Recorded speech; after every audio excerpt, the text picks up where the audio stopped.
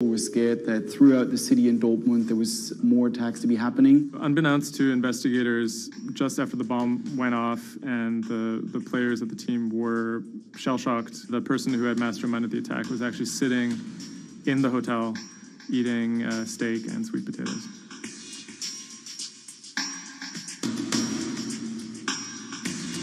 My name is Thomas Rogers. I'm the journalist who wrote the article, The Get-Rich-Quick Scheme That Nearly Killed a German Soccer Team.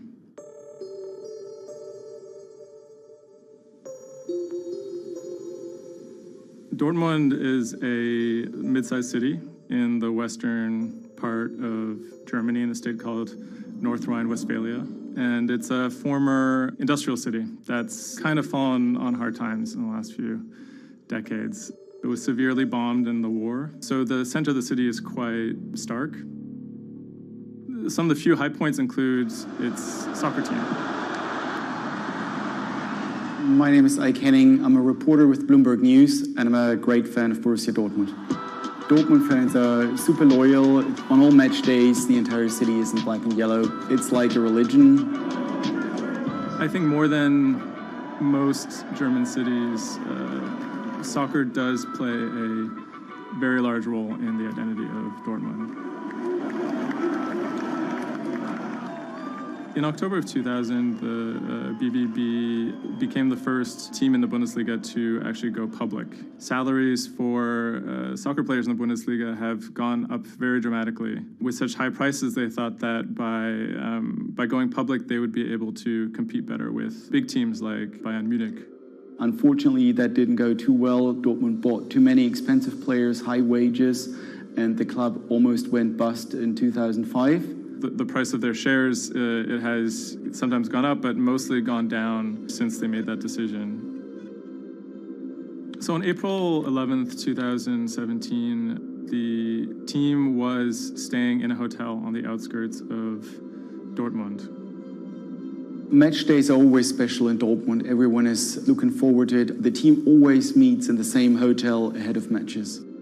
They stayed in this hotel in order to have a kind of neutral space before games so that they could concentrate, be sort of isolated from distractions, things like that. Everyone was pretty optimistic. They had a chance to go really far, maybe into the finals. I was in the office and getting ready for match day. I was going to meet with a friend, a fellow Dortmund supporter, in a pub. As always, the fans are very excited about matches. On that day, they were heading to play in the quarterfinal against AS Monaco at Signal Iduna Stadium, which is in the center of Dortmund. Shortly before 7 p.m., the players of the team boarded their official team bus. When the bus took off the parking lot of the hotel and turned on the street, there were three detonations, 3 bombs that exploded and hit the bus of Dortmund. 3 explosions occurred close to the Borussia Dortmund team bus. The B team bus had just left the hotel. The explosions destroyed 2 windows in the rear part of the bus. People screamed, people jumped to the ground. The fellow Dortmund fan I was supposed to watch the match with, he called me and said, turn on the TV, there was an attack on the Dortmund bus. And I thought he was like, that was impossible.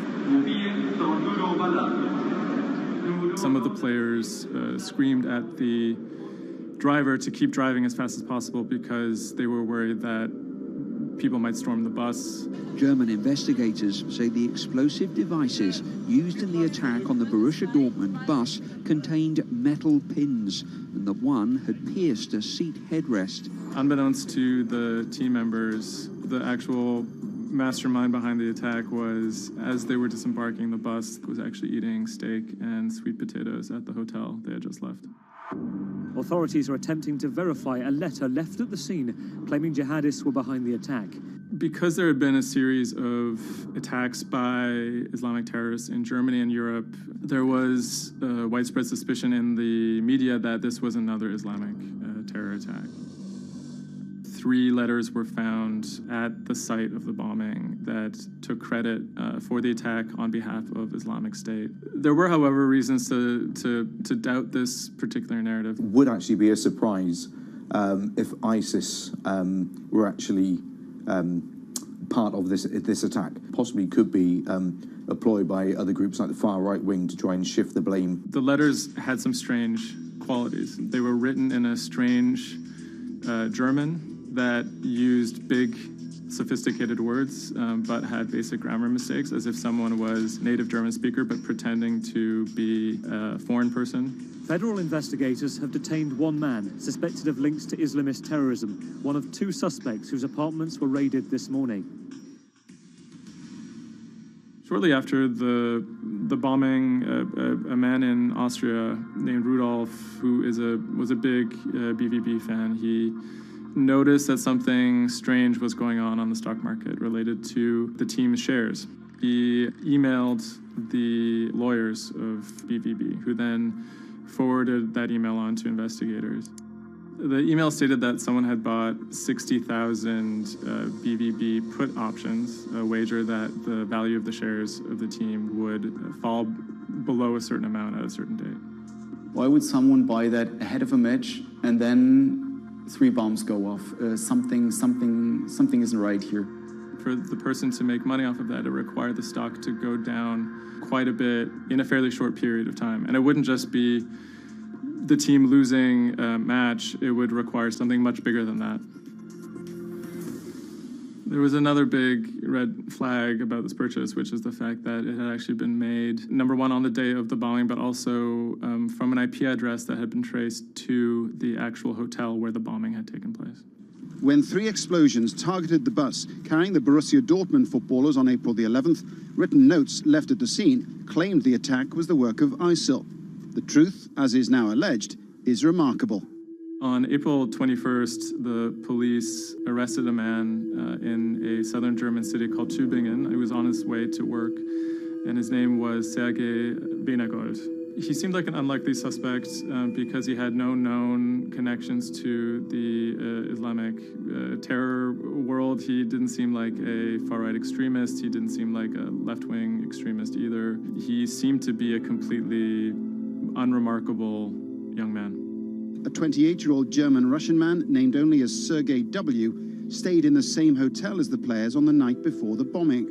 He specifically requested an upper room overlooking the bushes where the explosive devices were hidden. The media dissected why he would do that, what was his past. He had been inspired by the 2015 terror attack in Paris. And he noticed that in the aftermath of the attack, the stocks of French companies went down. And he believed that if an attack took place that was directed at a specific company, that the decrease in stock price for that company would be even more dramatic. It never occurred to anyone that someone would do that out of greed. We now know that the suspect bought 3 different derivatives on the Borussia Dortmund shares.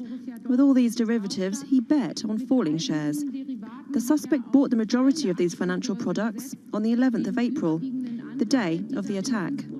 If the plot had been completely successful and the stock had reached a value of 0, Venegold would have made up to 570,000 euros, or the equivalent of about $608,000. Ultimately, the plan completely backfired. The attacker, Sergei Venegold, didn't make any money. In fact, he lost money. In court, he would be extremely quiet. He usually kept his hands clasped together. One of the lawyers actually commented that he had never seen a defendant act so calmly. Venegold had served some time in the German military. From that information and from online research, he was able to figure out how to assemble remote detonated bombs that would do what he hoped to do. There were a few days of extremely emotional testimony, including the soccer players who described doubting whether or not they could ever play another game again. It brought everything back up, and it didn't quite help them to kind of process what was going on. Throughout it all, he sat there completely silent. The big mystery that was swirling around the trial was the question of why. He may have simply done it because he wanted to impress a woman. Rebecca is a young woman who has a very troubled home life. She ultimately sees her relationship with Weinergold as an opportunity to leave that troubled home. Weinergold is a Russian immigrant to Germany. He speaks with an accent. He has anxiety in large groups of Germans. She begins to resent the fact that he has these fears and feels a little bit trapped. Rebecca attempts to dump him on multiple occasions, and he threatens to commit suicide if she leaves him. Weinergold apparently told Rebecca that she would soon be seeing a surprise. After being dumped via text message, he apparently began planning for this attack in earnest. Weinergold was charged with 28 counts of attempted murder, which carried a maximum sentence in Germany of life in prison. He claimed that he had nothing to do with the attack, but as time went on, he admitted that he had actually been the person who had built the explosives and had set them off. But he claimed that he didn't want to actually kill anybody. Ultimately, Weinergold didn't receive the harshest possible sentence. He was given 14 years in prison, but it's still a considerable amount in jail in Germany.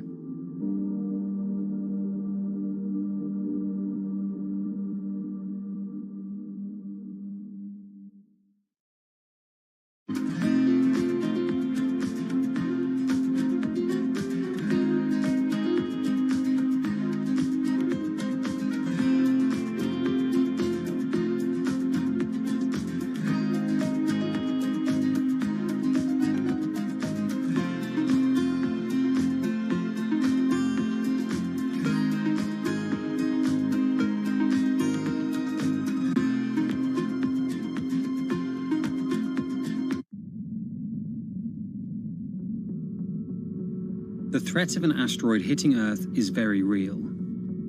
If it's big enough, it's also very final. These are very, very infrequent events. The probability is not zero, though. A blinding flash of light streaking across the sky. About 100 tons of space rock falls on Earth every day. Most of it is so small it burns up in our atmosphere or lands unnoticed away from major populations. No human in the past 1,000 years is known to have been killed by a meteorite, and according to NASA, no large object is likely to strike the Earth any time in the next several hundred years. However, one thing is certain: we haven't found them all. There are thousands out there, and we don't know where they are.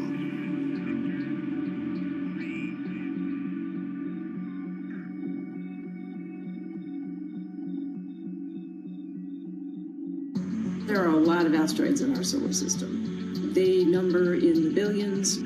Scientists all over the world are working toward detecting and deflecting the most catastrophic of natural disasters. The race is on to find as many of these objects as we can. He has a way of calculating whether or not an asteroid is potentially dangerous or not. I mean, I think it's something worth investing in.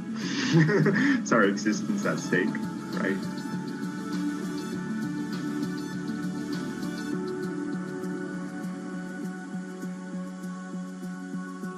Amy, let's get this one out of the way. It's probably the question you get asked the most, but how scared should we be? Asteroids and comets are a natural hazard that's out there like a lot of other natural hazards. These are very, very infrequent events, these collision events, where an object actually impacts the Earth. The most important thing that we need to know about asteroids is when the next impact is going to happen and how bad it will be. What we know is that an object that's about, say, a kilometer across is capable of causing very, very wide devastation across the planet, really, truly global devastation. The object that wiped out the dinosaurs was somewhere in the neighborhood of 5 to 10 kilometers across, so even bigger than that.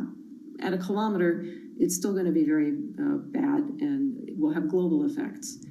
For objects that are capable of causing what I would call sort of regional damage, kind of a large major metropolitan area, a city and its surrounding environment, sort of around 100-ish meters. It depends on the details of the composition and so forth.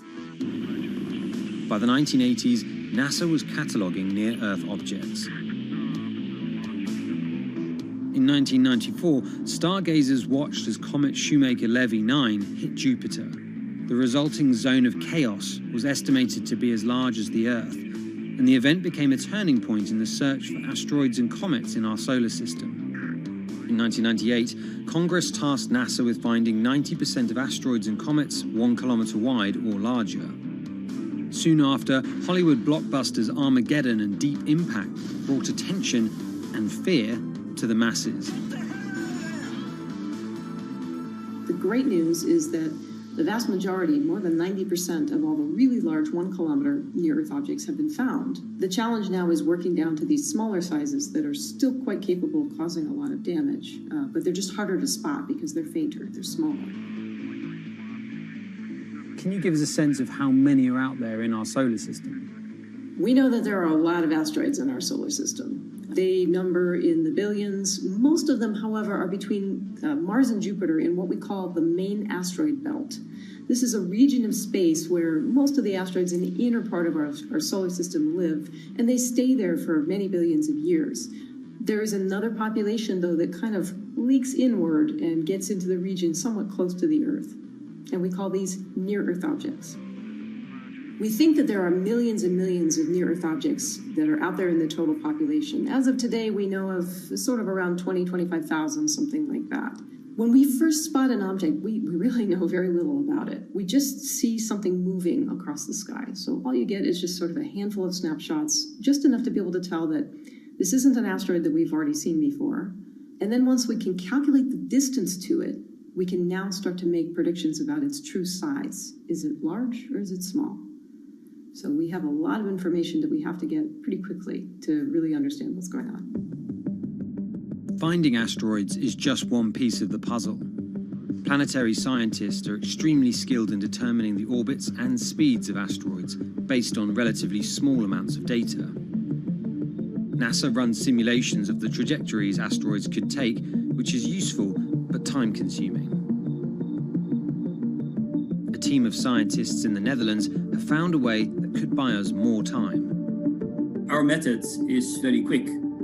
So you can very quickly get an assessment of whether or not the object is dangerous or not. If you look at the classical way of determining the danger of an asteroid, it may take days of computing time on very big machines to determine this hazardousness. The current problem is that there's just too many asteroids out there to spend a huge amount of computational power on all of them. So the neural network allows us to focus on what really could go and pose a hazard to Earth. A neural network is a computing system that mimics the way the human brain operates to find underlying relationships in a set of data. By training the network in this way, you train it in recognizing those objects that are most likely to hit the planet. And once it's trained, you can apply this network to all the unknown asteroids. And then you can make a selection and saying, hey, these are the ones which appear to be having orbits similar to the ones which we know are hitting the planet. That doesn't mean that they do, but it only means that they look very similar to the ones we know they do. What else did you find? Should we be particularly concerned about anything? One thing that we did find is that our neural network was able to go and identify a handful of asteroids which weren't considered potentially hazardous, that when we went and integrated them forward in time, they came quite close to Earth. We find a handful which were not detected before or not considered being dangerous before, and we think they are potentially dangerous. It's very hard to simulate kind of going forward in time an asteroid that's going to hit Earth because, well, the Earth is really small and space is really big, and then you have to have very exact parameters to shoot an asteroid that goes and hits exactly Earth. And then Simon had the ingenious idea of not even trying to do that and just launching the asteroids from Earth's surface and integrating backwards in time. It's very hard to make it hit. So you need a lot of calculations which all end up in nothing. And the idea was then let's not do that. This is basically what NASA is doing. NASA is taking an asteroid, making multiple copies of them, shooting them all forwards in time, calculating their orbits, and then see what fraction sort of gets close to Earth. Not even hitting Earth, but getting close to Earth.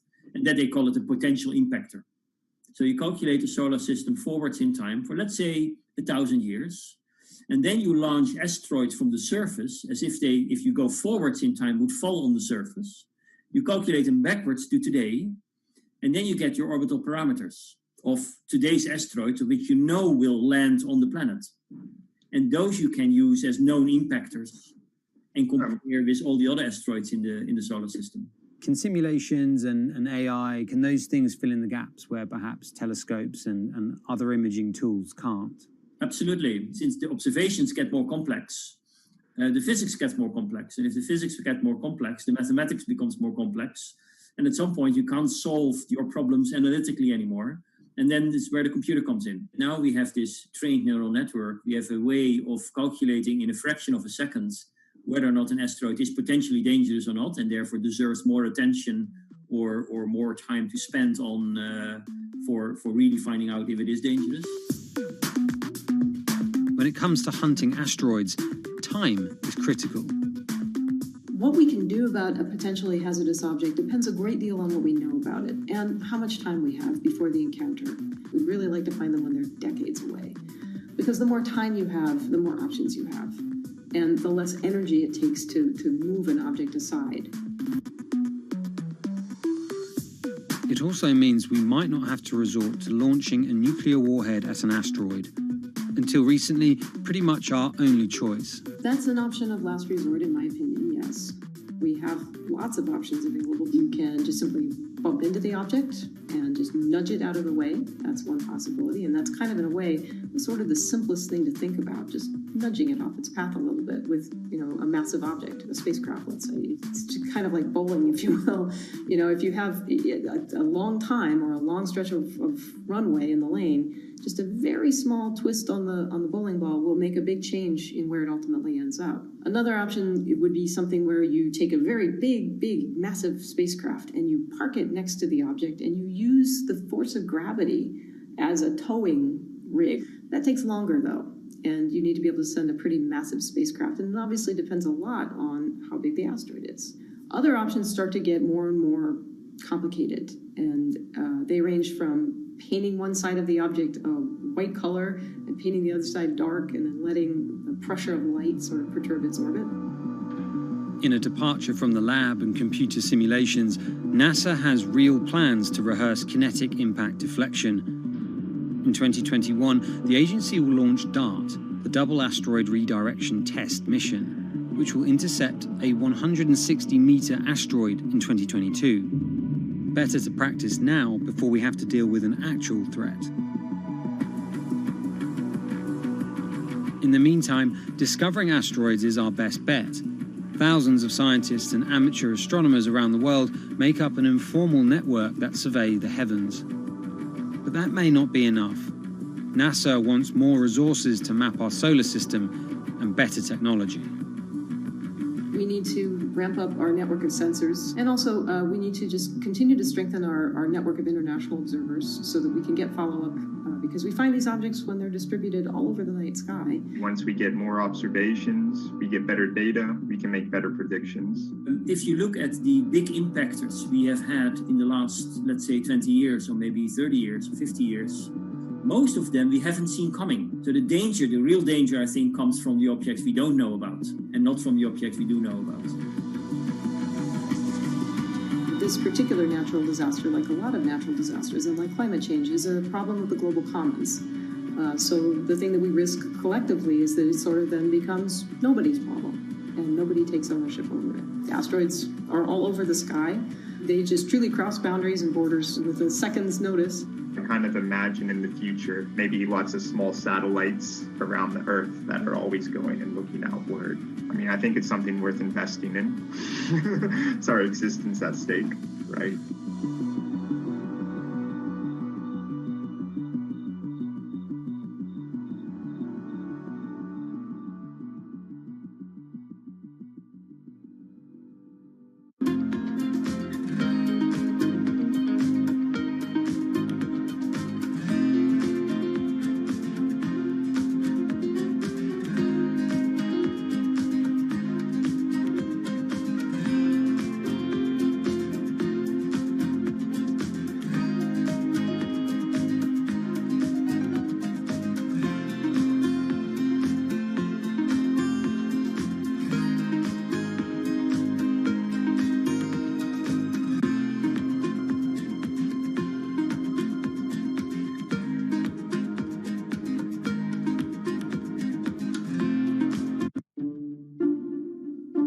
pandemic has affected everyone in different ways.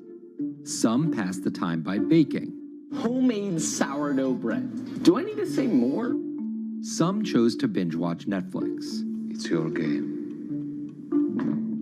Or maybe you started a garden oasis in your backyard. Next, I'm going to put my lettuces in. But for millions of others, I'm going to be posting stocks that will boom. They wanted to uproot the financial industry. Let's just lock it on up and take $15,000. Here's a stock that can change your life. I see a stock going up and I buy it and I just watch it until it stops going up and then I sell it. I have gained over $3 million. I want some free money.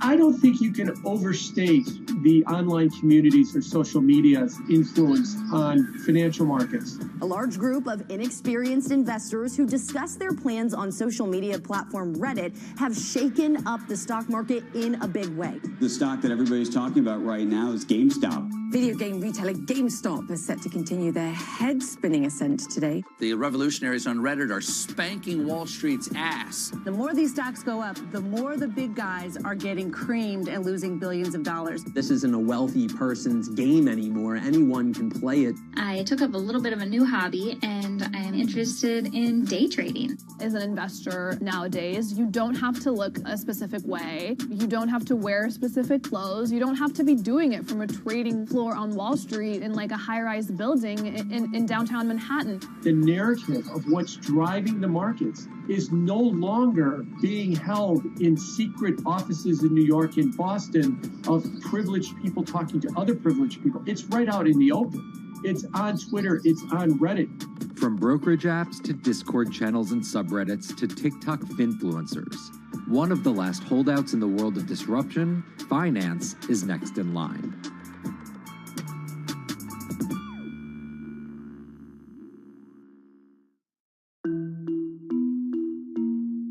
Investing should be as ubiquitous as shopping online.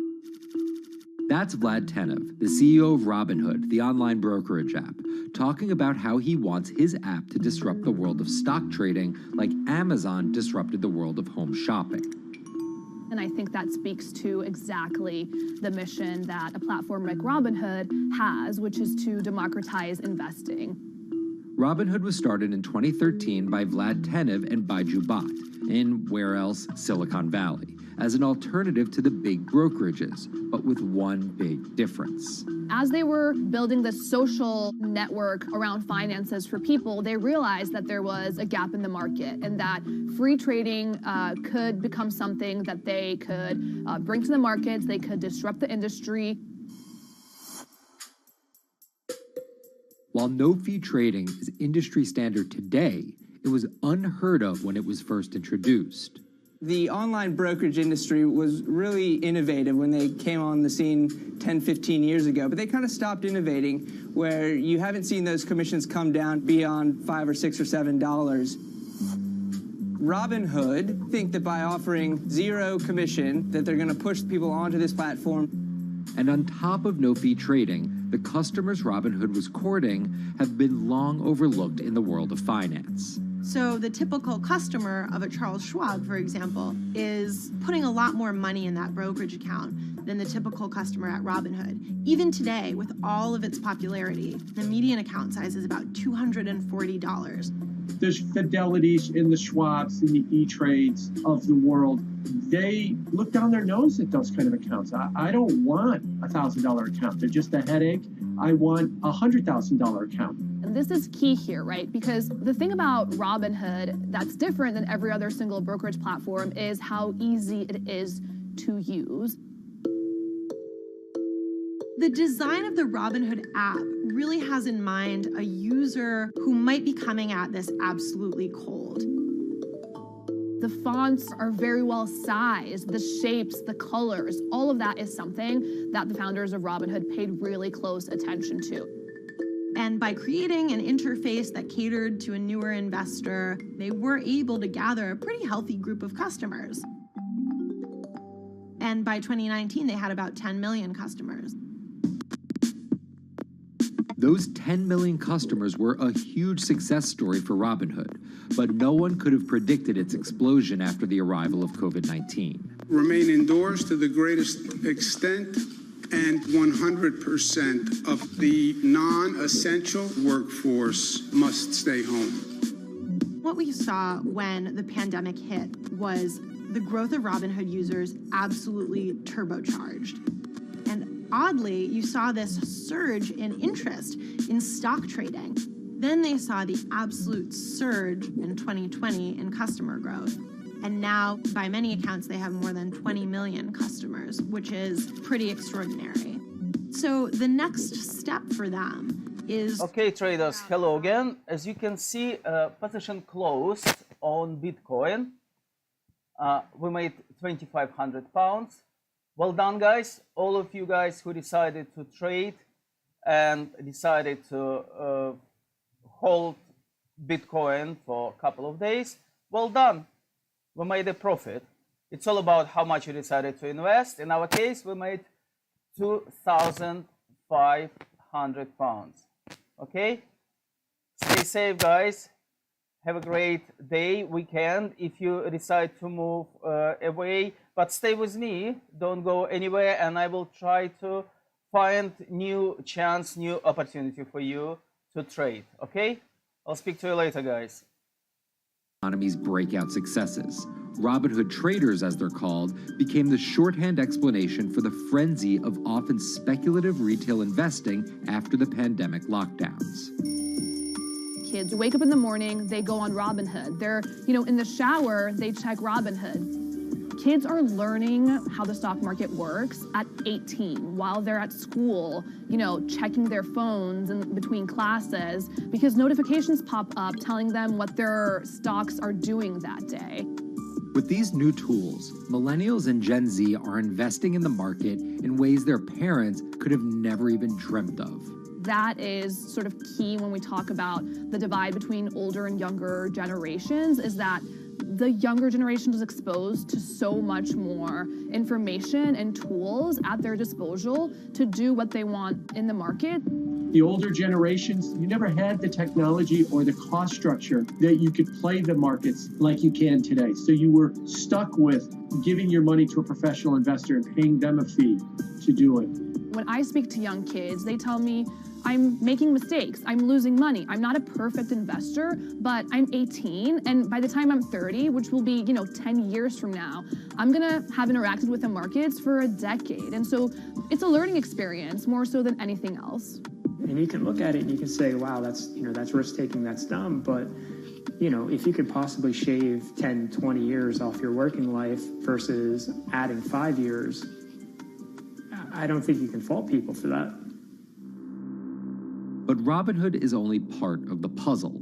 Sure, you can trade on it, but without research, information, and data, you're just blindly throwing darts at different stocks and hoping to strike it rich.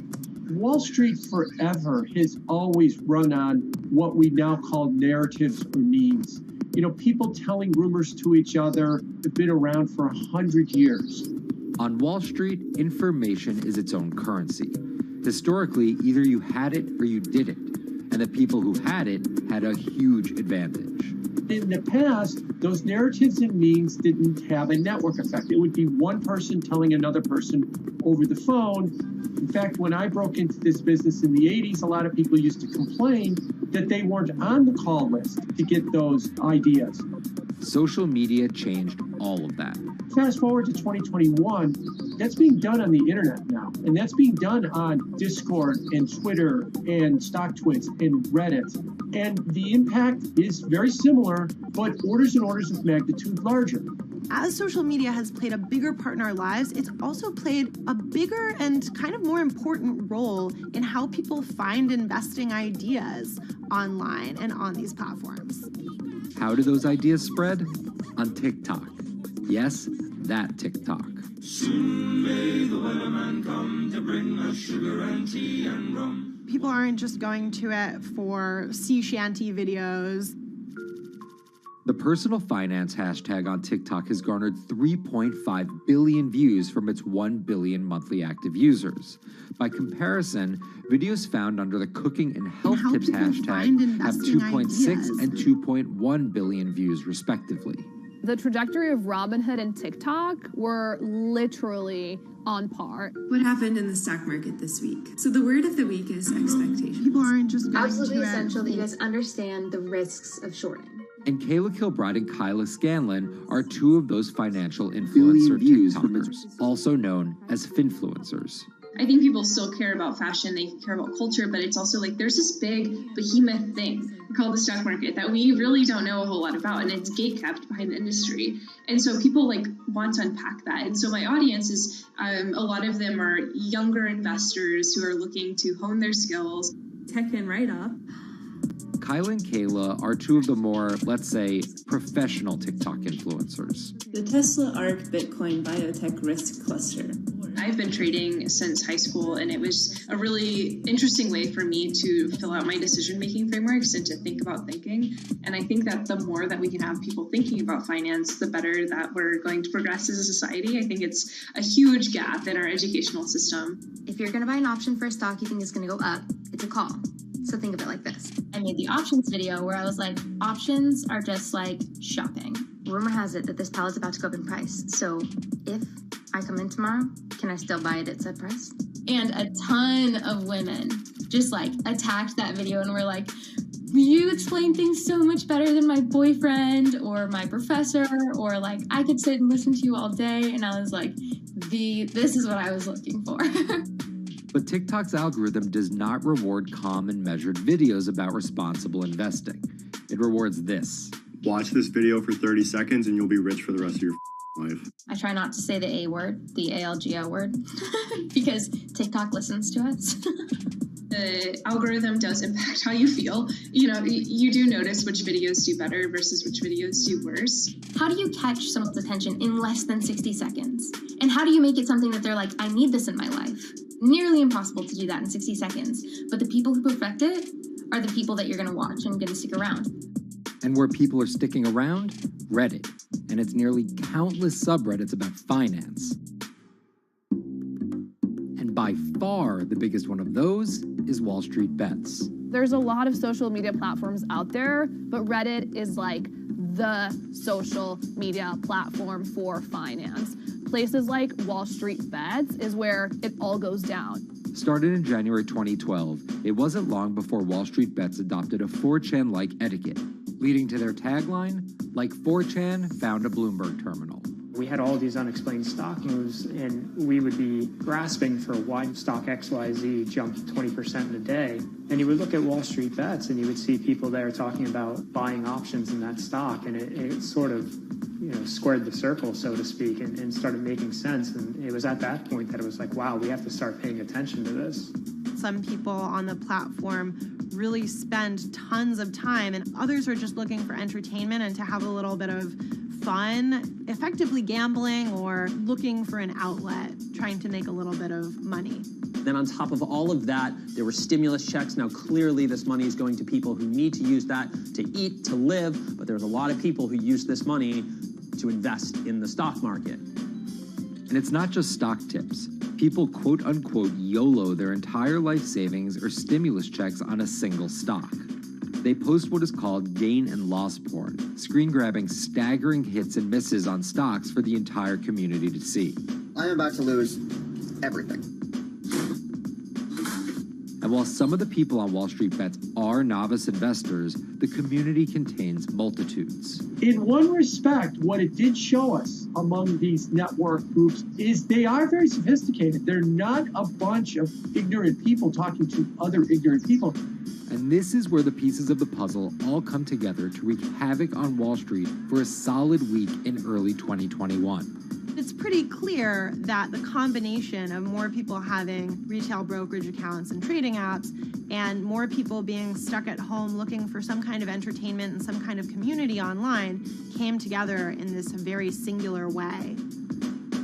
What came together is GameStop. Let's go back to the beginnings of what happened with GameStop a couple of years ago. On the boards like Reddit and StockTwist, a lot of people were talking about GameStop as being attractive value. Some of them are even, Wall Street alums who left the industry and now still have access to tools that they can use to improve their financial well-being and make very good decisions. And I think Roaring Kitty is a perfect example of that. GameStop is one of the most compelling asymmetric opportunities in the market today. Really, I don't understand how you could disagree with that. At the same time that this crowd was talking it up, the hedge fund institutional crowd didn't like this stock at all, and it had the largest short interest of any stock in the New York Stock Exchange going into late 2020. Short selling is a bet that a stock price will fall, and it's a fairly simple concept. An investor borrows a stock and then sells it.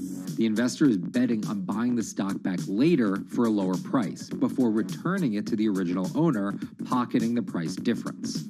What a short seller would tell you is that they almost act as a policeman in financial markets, or they're at least looking for companies that aren't what they say they are.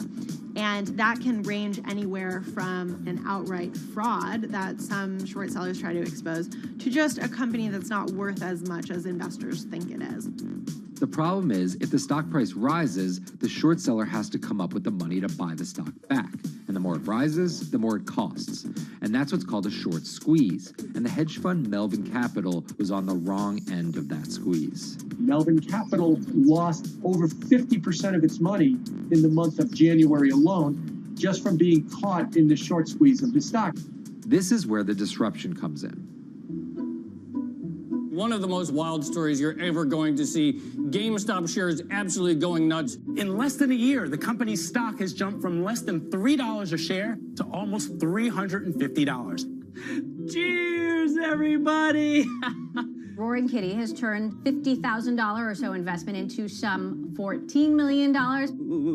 Whoa! Investors all over social media use the free trading app Robinhood to wreak havoc on Wall Street. They're actually piling on into some of these stocks to really hurt the professional short sellers. And they all used Reddit, Twitter, TikTok, and Discord to tell one another to keep buying and, quote, hold the line and not sell GameStop. People are getting cheerleaded for jumping in, buying at the highs. They're saying, keep going. And it was working too, until Thursday morning, the trading app Robinhood sent out this tweet. In light of current market volatility, we are restricting transactions, including GameStop. People were really angry. Robinhood was supposed to allow the regular people to play the same game these big boys are playing. But instead, we were all taken for schmucks, and they screwed us. Shares of GameStop are jumping again now that retail investors are being allowed to buy shares of the stock. But what we learned is that when people organize online, they have the ability to disrupt the market. And it was a big sign the ivory walls of the institution aren't as powerful as maybe the institutions thought them to be. I don't know if pumping up GameStop was the best use of billions of dollars, but I think that as a signal to society, it was pretty interesting and powerful. The GameStop saga was so impactful that both Vlad Tenev and Roaring Kitty were called in to testify before Congress to clarify each of their roles in the saga. One thing that's emerged from the congressional hearings is that they're interested in how retail brokerages make money and whether they're keeping the best interests of their customers in mind, but it's pretty fuzzy as far as what they would actually do as a result.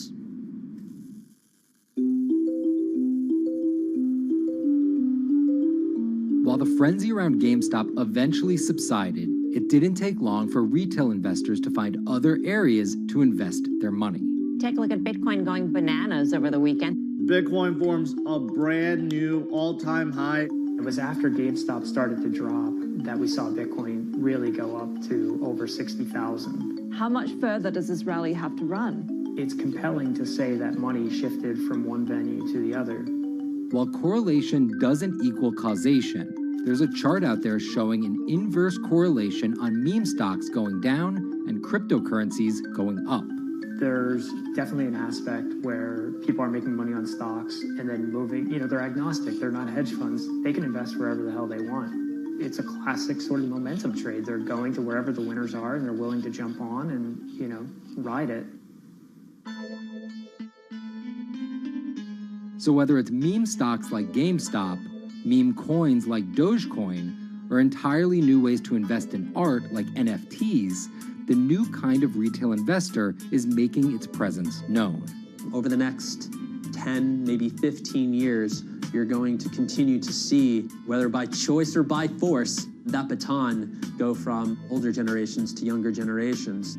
I don't think any single app is going to be the thing that disrupts. I think people are the disruptors. How people get ideas about what to invest in has become increasingly entwined with social media. And as social media companies govern more and more of our lives, the fact that now they're tied in more intimately to people's wallets is something that we might want to understand better.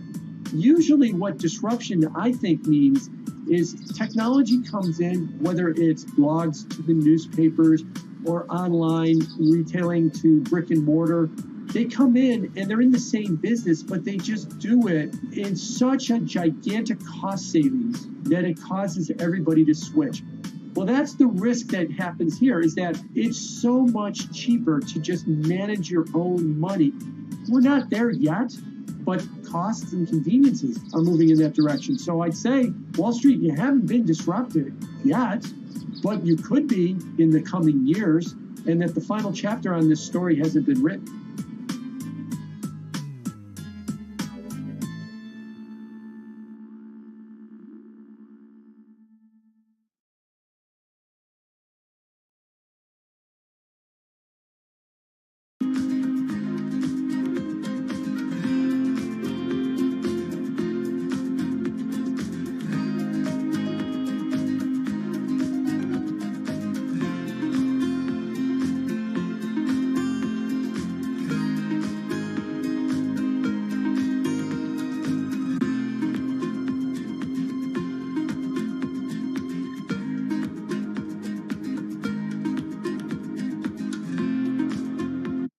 Meet Bloomberg's own David Nicholson. Now, his happy place is out in the field, on the open road.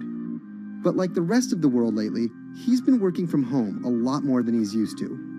COVID-19 has prompted a massive urban exodus as professionals of every ilk yearn for more space to live and work. As a result, rural areas have exploded, and they're poised to experience a resurgence as more and more families pack up and leave the big city to try out life in the burbs. But there's one problem with that. Not all internet speeds are created equal. Anyone who might need to upload or download large files for a living may not want to pack up and move to that cabin in the woods just yet. Now, David's house isn't a cabin, but it is in the woods, and inexplicably, his internet is workable. My internet is okay. I pay a lot for it. It's around $140 a month. The download speed's great, and the upload speed is terrible, which is really bad for my work because I have to upload these massive files. But I'm definitely one of the more lucky ones in this community. Just a few miles down the road, my buddy has awful internet. It's usually under 2 down and under 0.2 up, so it's often unusable. Some days it's around 1, and other times it'll drop down to about 0.2, 0.3. I just want to be able to have internet at my house without having to go outside the normal ways of acquiring internet. It's really frustrating. We're literally a few miles away from downtown, and it just cuts off. This is a problem, and the solutions are not there yet, because getting high-speed internet in rural areas en masse is something our providers may simply not be ready for.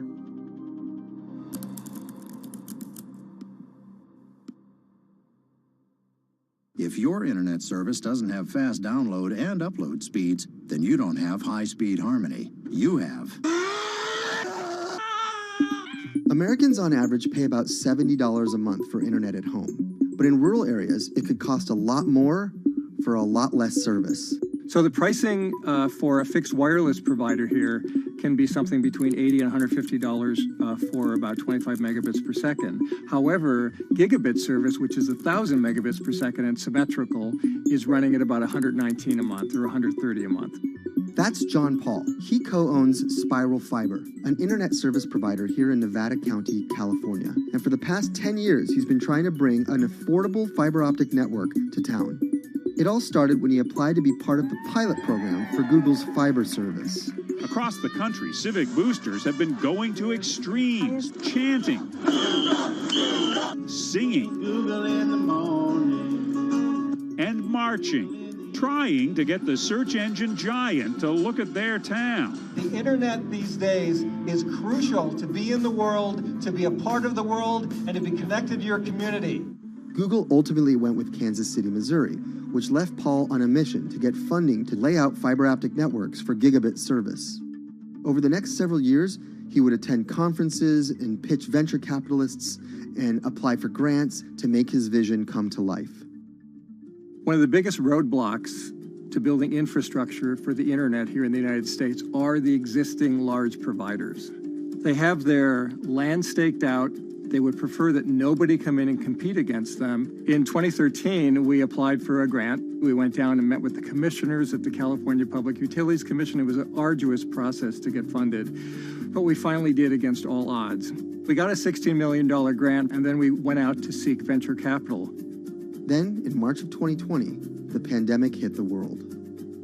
Everybody got locked down, and everybody came home, and everybody started using the internet. And I remember seeing on one of the local fixed wireless providers' websites, they've said, hey, we know you're all staying home, but please don't use too much video, and please don't use too much bandwidth. And I thought, that doesn't work. The U.S. connectivity gap is far greater compared to countries that are considered its peers economically. Some developing nations actually have better internet than rural America, like in Kenya, which has a state-of-the-art fiber optic network fed in from their coastline. The American connectivity gap does largely affect rural areas that are either outside of service coverage or simply prohibitively expensive. This is Rebecca. She and her family moved to Nevada County just a couple miles down the road from David.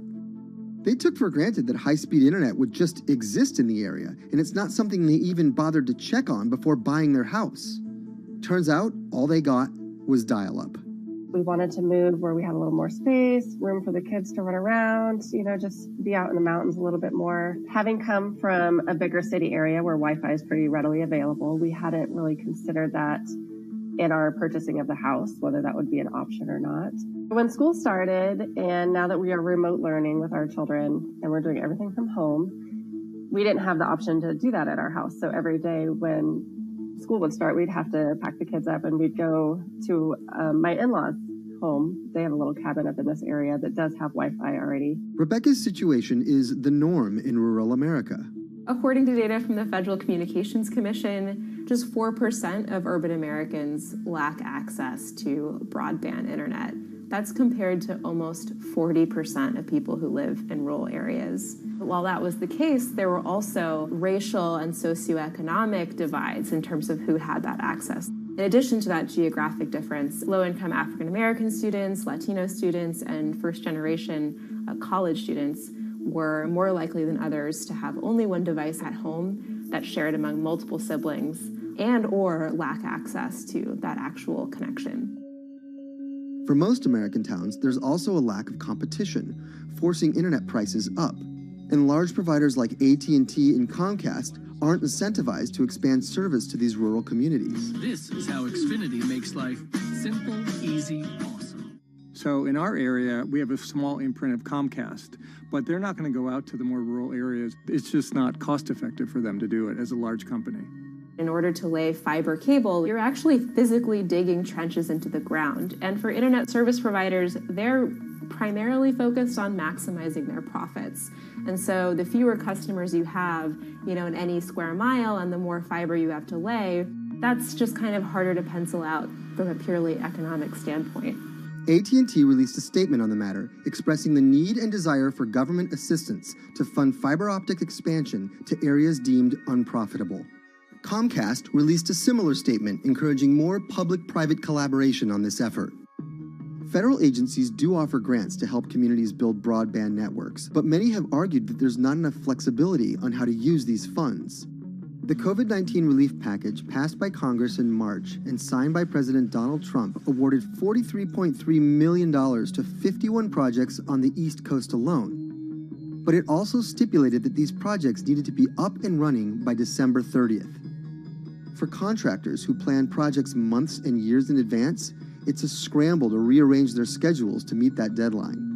So what we've been asking the federal government to consider is at least have, as long as the projects are getting started, knowing the projects are being put into place to expand both remote learning, working from home, and opportunities like that that are truly driven from COVID. We're moving as fast as we can regardless, but hopefully they'll give us some more time. Talking to John Paul, it's clear that he believes broadband is something that can transform a community and should be considered a public good. One of the first communities to come on in the United States with full-on gigabit service was Chattanooga, Tennessee. Now, they're a bigger city, but they're a city that was economically in a downturn. In the last 15 years, the city of Chattanooga has turned around in an amazing way. It's a nexus for young people to move to. It's a place where technology happens. It's not just about logging on to Zoom, to connect with your colleagues who might be in New York City. It's also your ability as a small business, operating in the town of Nevada City or wherever it may be to, quickly upload your payroll documents or something onto the cloud, or to quickly, swipe a customer's credit card. There's just some really basic business functions and mechanics that I think people in big cities really take for granted, and that are just going to be a much bigger challenge for small business owners in rural areas.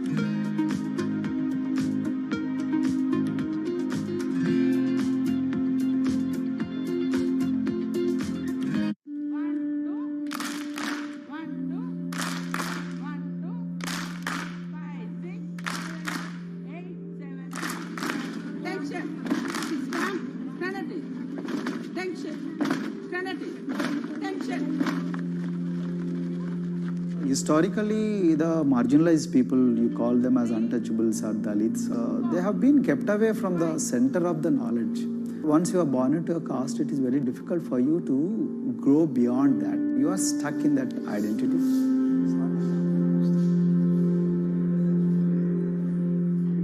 I think education is the best way of liberating them. So that's how I chose to work in education sector. The kind of education that we are giving to the marginalized people is going to change not just the fate of these communities in Telangana, but it is going to be the source of inspiration, source of hope for all the marginalized in this country.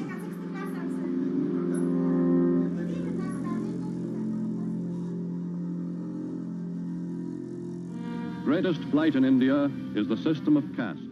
For generations of Indians, the social code known as the caste system has defined how people earn a living and whom they marry. Although outlawed 7 decades ago, castes remain a significant factor in deciding everything, from family ties and cultural traditions to educational and economic opportunities. Dalits, people who are on the lowest rung of the caste system, constitute almost 1/5 of India's population of 1.3 billion. Not able to afford the high tuition of private schools, many are forced to attend government-funded institutions, which in the past have suffered from poor infrastructure, lower education standards, and high student-to-teacher ratios. But Dr. Praveen Kumar is trying to change that.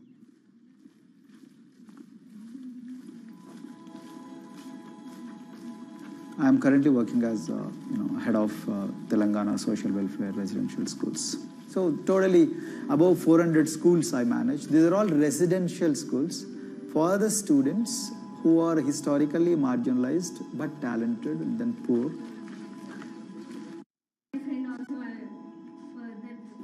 Of them, 60% are girls and then 40% are boys, because girls are more marginalized among the marginalized. Their voices are always suppressed. My approach to improve the conditions in the schools has been put your eyes and ears on the ground always. Talk to the parents, talk to the teachers, talk to the students, stay in the schools and then understand their problems, their challenges, both in classrooms and then the corridors and the dorms.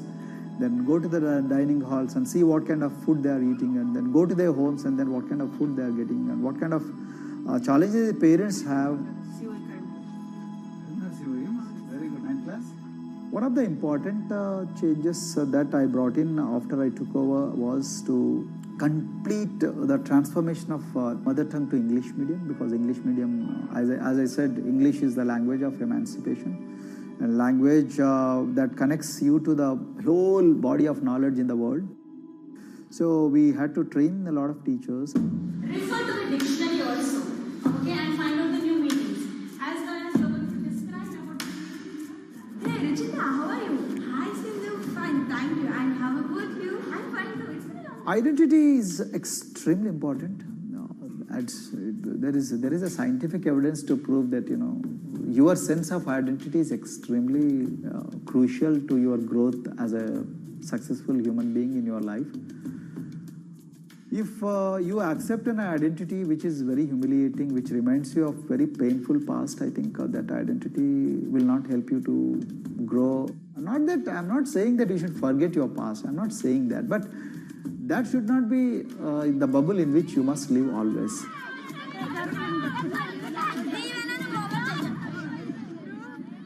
Sweros is an alternative identity. S stands for state. W stands for welfare. Aero, SW, and then Aero is Swero. So the idea is your dreams have to be skybound. So that is what we are trying to achieve by changing the identities. Like, you say, I'm a Swero and I aim to be a doctor. I am a Swero, I aim to be a top-notch engineer. I am a Swero, I aim to be a top bureaucrat of this country. I'm a Swero, I want to be a very good actor or a musician in this world. So these are the positive images that are associated with identity.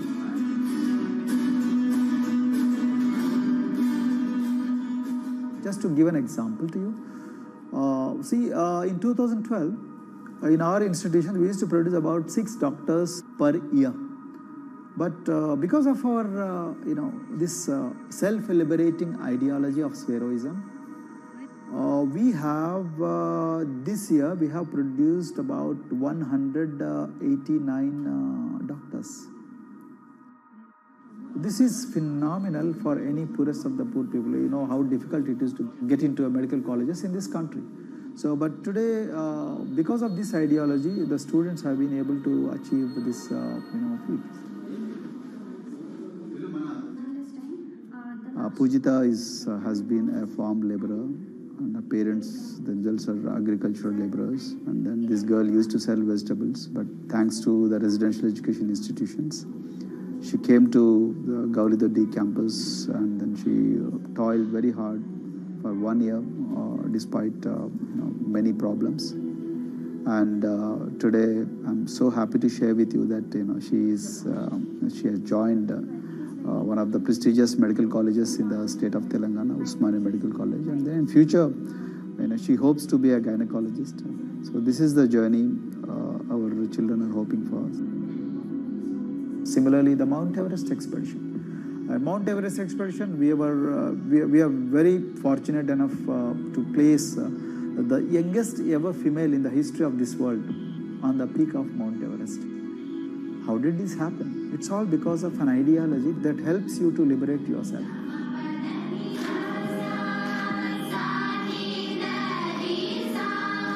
We brought a lot of extracurricular activities, and most of them got institutionalized now. So, for example, music. Similarly, the games. We have so many coaching academy. We have boxing academy, we have wrestling academy, we have handball academy.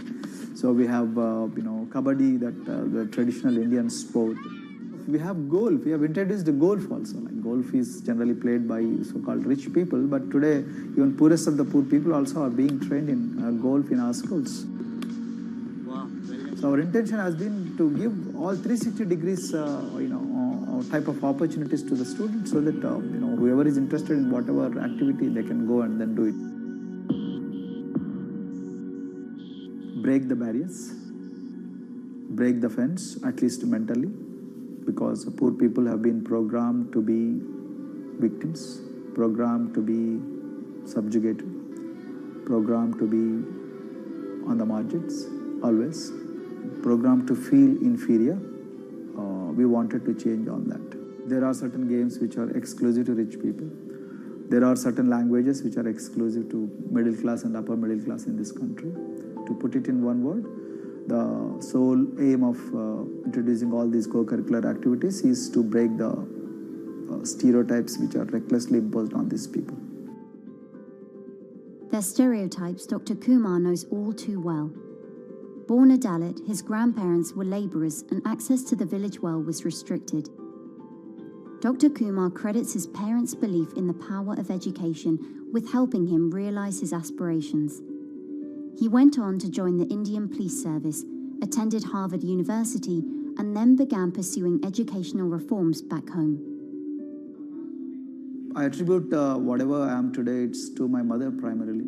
They educated me in the village, although there were no good schools. So then I stayed in social welfare hostels, the hostels which are managed by government for the poorest of the poor kids. I passed with reasonably good grades. Then I went to university, and then I faced worst form of discrimination in the universities. Like there were, in those days I'm talking about, so the bathrooms and the toilets were exclusively meant for scheduled castes and scheduled tribes. We used to fight discrimination on one hand, and then again, try to excel in academics, day in and day out. So that's how I came to education, because I deeply believe that education is the only important weapon that can really, place the poorest of the poor people from a very victimhood orbit to a prosperous orbit. I think in future, this is going to be a game changer for the marginalized in this country.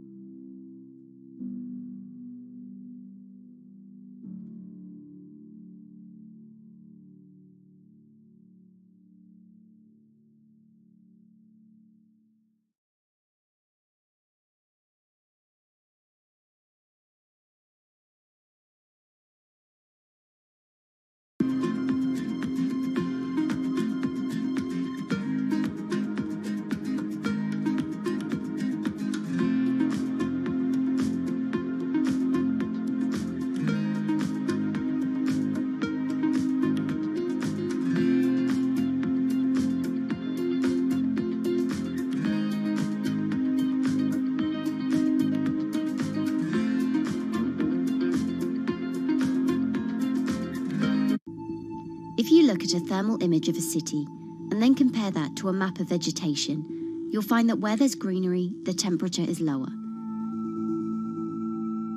That's because things like asphalt, concrete, and shingled roofs absorb more heat from the sun than trees.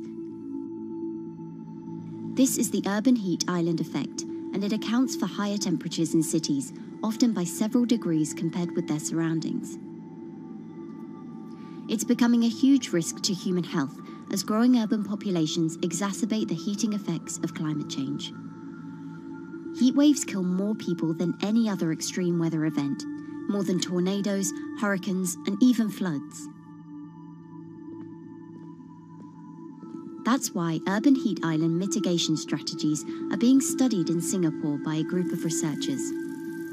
The government-backed project called Cooling Singapore is now in the process of combining everything they've learned to create a digital tool that can help cities all over the world, starting with Singapore.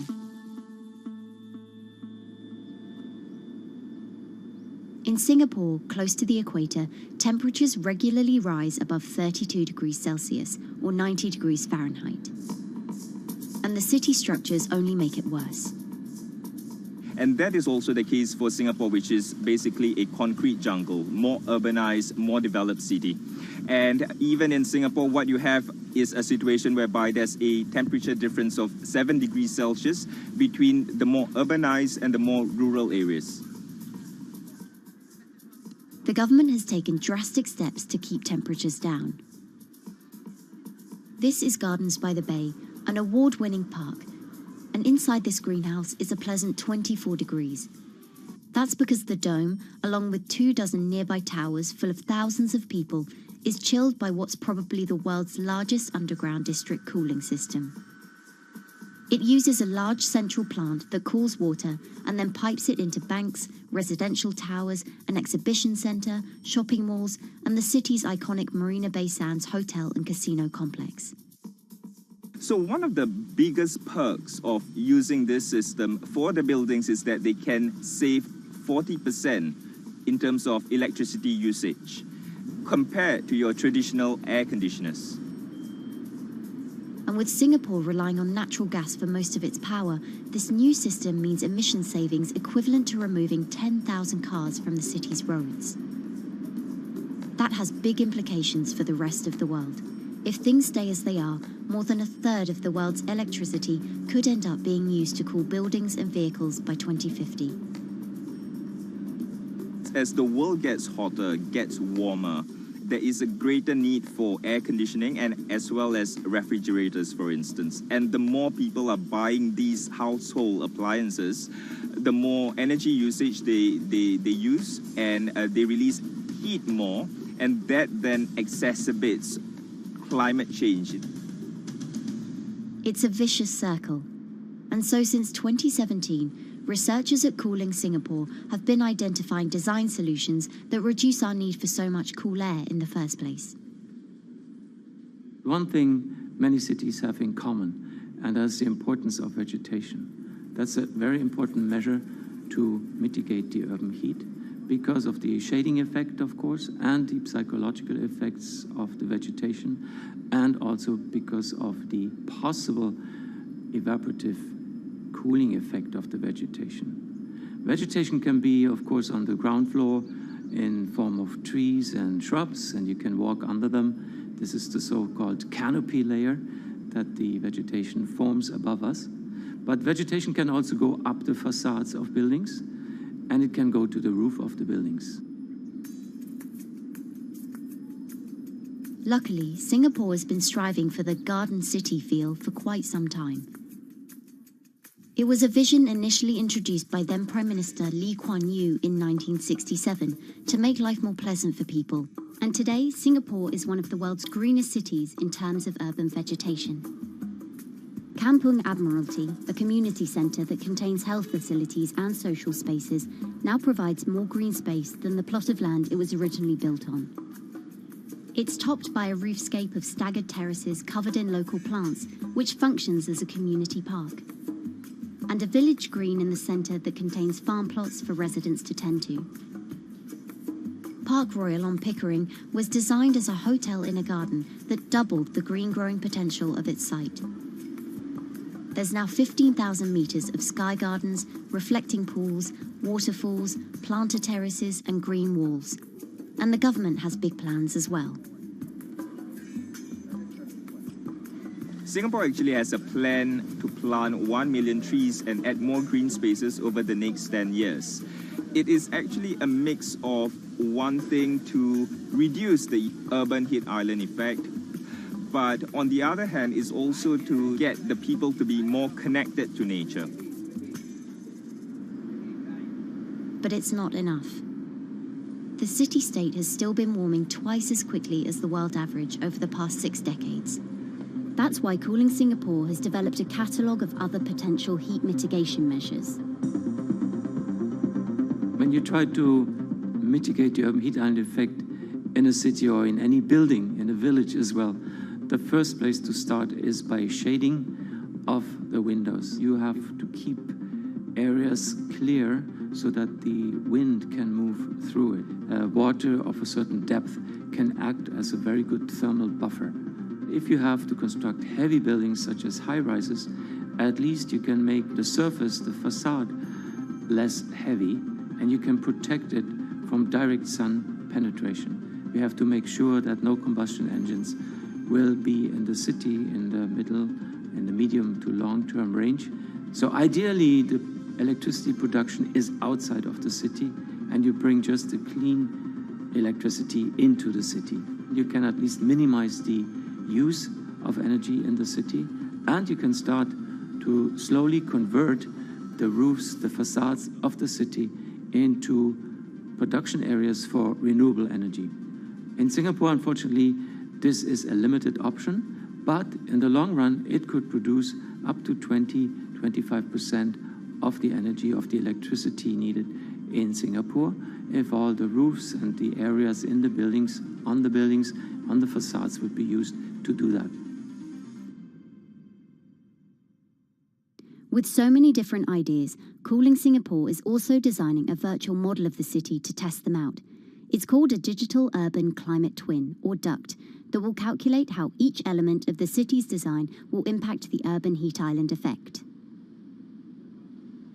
That means we model not only the geometry of the buildings digitally, but also we model the transportation, the insulation, the temperature, the radiation coming from the sun, the weather, the local climate, the even very, very microclimate of the city, the water, the movement of people in the city.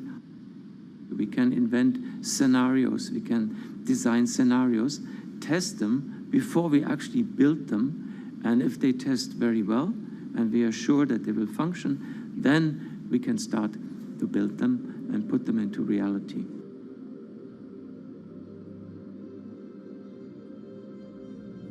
Singapore will be using this new tool to figure out which actions it should take next. And the model can be applied to any city, whether it needs to keep heat out or keep heat in, which will ultimately save energy, slow climate change, and improve our quality of life. So this is something that Singapore will be able to export, maybe even together with its city development systems that it already has. Singapore is one of the very few cities in the world that really combine this scientific approach with a very well-established urban redesign and urban design approach. Through its agencies and the combination of its agencies, it has achieved a lot in the past. If it keeps following the scientific path and the combination with the other knowledge in the city already, we think that it will be a very comfortable and very livable city in the future, even more than today.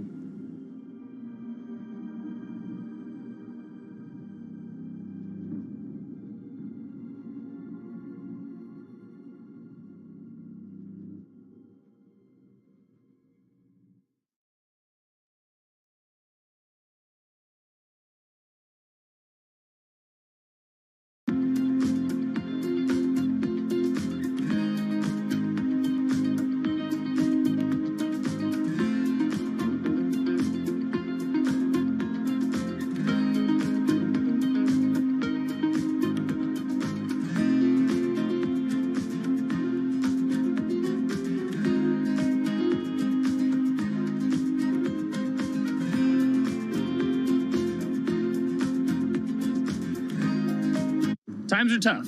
Jobs are scarce. It's risky to be outside and around others. Seems like there's very few ways to make extra money during a pandemic. So I guess I'll just hunker down and binge social media until this all blows over. Wait, don't these people make money? How do these people make money?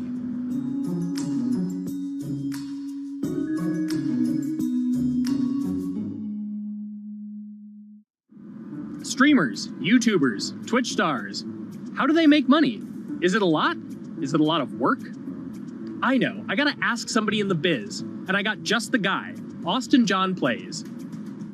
This is your full-time job now, right? As of November of last year, yes. This was always just kind of like a side thing. Like any money that I made from doing my videos and whatever else, I never touched that because I didn't really think of that as being like real money. And then it started coming in more and more. And then it was like I hit my first day that I broke $1,000 and I was like, this is actually going to be money. How did the YouTube channel come to be? When the game Pokemon Sun and Moon came out for the 3DS, there was like things that I learned about the game, and then I wanted to just share that information with people. And at the time, I didn't have any way to capture a screen or anything, so I found like generic footage, and I kind of put it all together with so much editing. And that video got 6 views.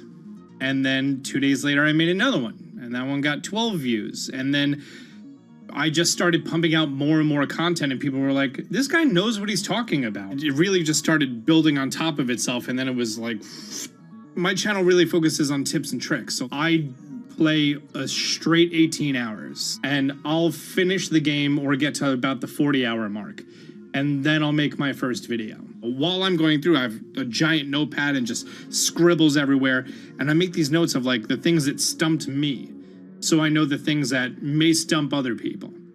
What do you need to think about if you're building your YouTube channel? 1, you need to do something that you're passionate about. Not that you like, not that you think you're gonna make money on, something you're passionate about. The other thing is something that other people are passionate about. It holds a special place to them. And third is, it needs to be something that people are gonna seek out information on. In order to enter into the marketplace, you either need to be better than everyone else, you either need to be faster than everyone else, or you need to be more accessible than everyone else. And you can't be more accessible because it's already on the platform. Granted, if you understand how the algorithm works, which is very similar to Google Analytics, then yeah, you can have a little bit of a head start. But if you're not doing it faster, and if you're not doing it better than everyone else, then why should anyone watch your channel? So my income as a YouTuber kind of breaks down to 3 different ways. 1, which is the bulk of it, which is ad revenue. Whenever you go and you watch a video and then there's an ad and then you wait 5 seconds and you hit the bottom right corner and then you go on to the next video, or a non-skippable ad, or the video starts immediately, you get the little banner ad at the bottom, or if you scroll down from the video, the first thing that shows there is an ad. Those are the 4 different types of ads that can appear on every single YouTube video. And all of them pay a certain amount. It varies on lots of things, like the country of the person who posts it, the country of the person who watches it, the time of year, where you are in the quarter, if there's anything going on with a reduction in ad revenue. Like, great example, COVID-19, companies weren't spending as much on advertising. So because of that, CPM went down. CPM stands for click per thousand. I'm using the Roman numeral for 1,000. And that means that for every 1,000 views, you get a certain amount of money. Now, on low ads, when I first started off, my CPM was 30 cents. So every 1,000 views, I made 30 cents.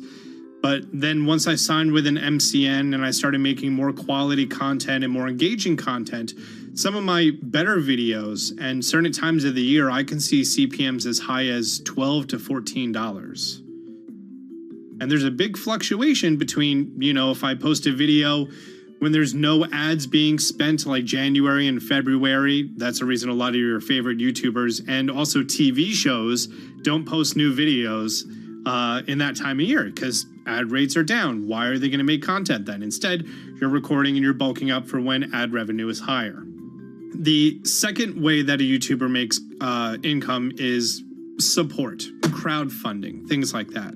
When I first started off, Patreon was really the only option, but then they started rolling out supporters and members for YouTube channels. So whenever I have a live stream, you can click a button and then you can become a member, and then you get special icons next to your name. I believe they're called badges, or on any video, you can hit the join button and that helps support the channel. And then the third aspect of that would be merch. And for me, my merch has been somewhat basic. In fact, I'm wearing one of my t-shirts from last year right now. You have to endure the times that your first video gets 6 views, that you posted on Reddit and they say shut up, and then an auto mod bans you. You have to go through that, because until you go through that and you discover why you're doing it, you're not doing it for other people, you're doing it for yourself. If you're not loving what you do, then it's not worth it. Huh.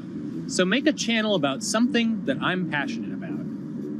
Oh, sweet. I guess I can make the channel about that.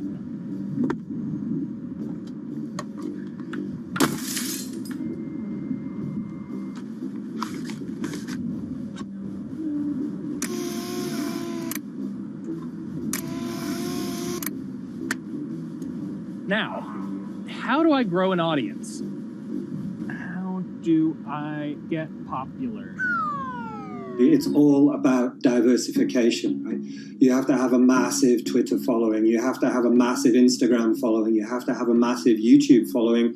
Of course, you have to be on Twitch, which is the key platform. But basically, any way you can get in front of your audience, you can engage with your audience, is going to drive those clicks, which ultimately drives the advertiser revenue that you get back from all of these platforms. It's me and Dan playing video games and talking in a funny manner over them. They're not just people who are good at games, they're actually people who are good at online engagement, online entertainment, first and foremost. You have the right to remain stylish. Anything you wear can and will be used against you in the court of fashion. The streamer is either very, very talented at the game. The best player in the game is generally going to draw a crowd because people like watching people who are very good. On the other hand, they're either very, very good or funny, charismatic, whatever it is on that side. Oh, no.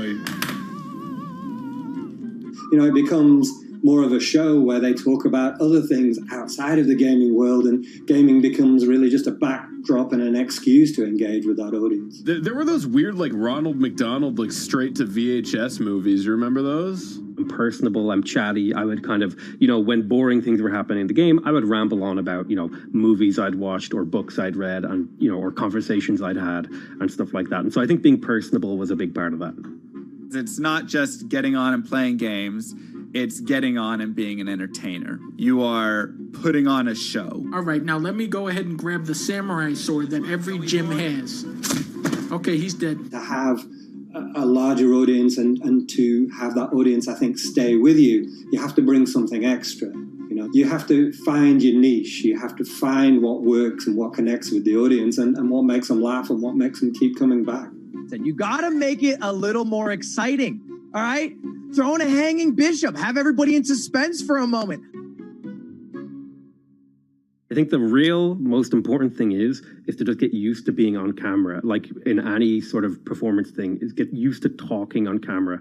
My first few videos were terrible, but because I sat down and did it for 6 to 8 hours a day, I just got used to talking and I got over that uncomfortable hump. If you go into Twitch purely with the expectation that you're going to make money, make a job out of it, have all this growth, and it's going to be great, you're probably going to burn out prior to getting to that point because there's very little payoff for a long time, right? Like multiple years generally before you really start to see a payoff. And so, those first few times you're streaming, nobody is there. One person shows up every 30 minutes, says hi, maybe, and leaves, right? Like, it's very discouraging, I think, for a lot of people. And so you have to be there just loving it. You have to love talking to yourself when nobody is around. You have to love just the game that you're playing, all of that stuff, because it takes a while. And I think a majority of people burn out prior to getting to the profitable point of it. And there you have it. My very own YouTube, Twitch, Discord, and streaming channels all ready to go live. It's a veritable social media ecosystem just on the verge of thriving. So don't forget to smash like and subscribe and visit my Patreon for perks. Also, go to my merch page. And one last thing, stay cool, my friends.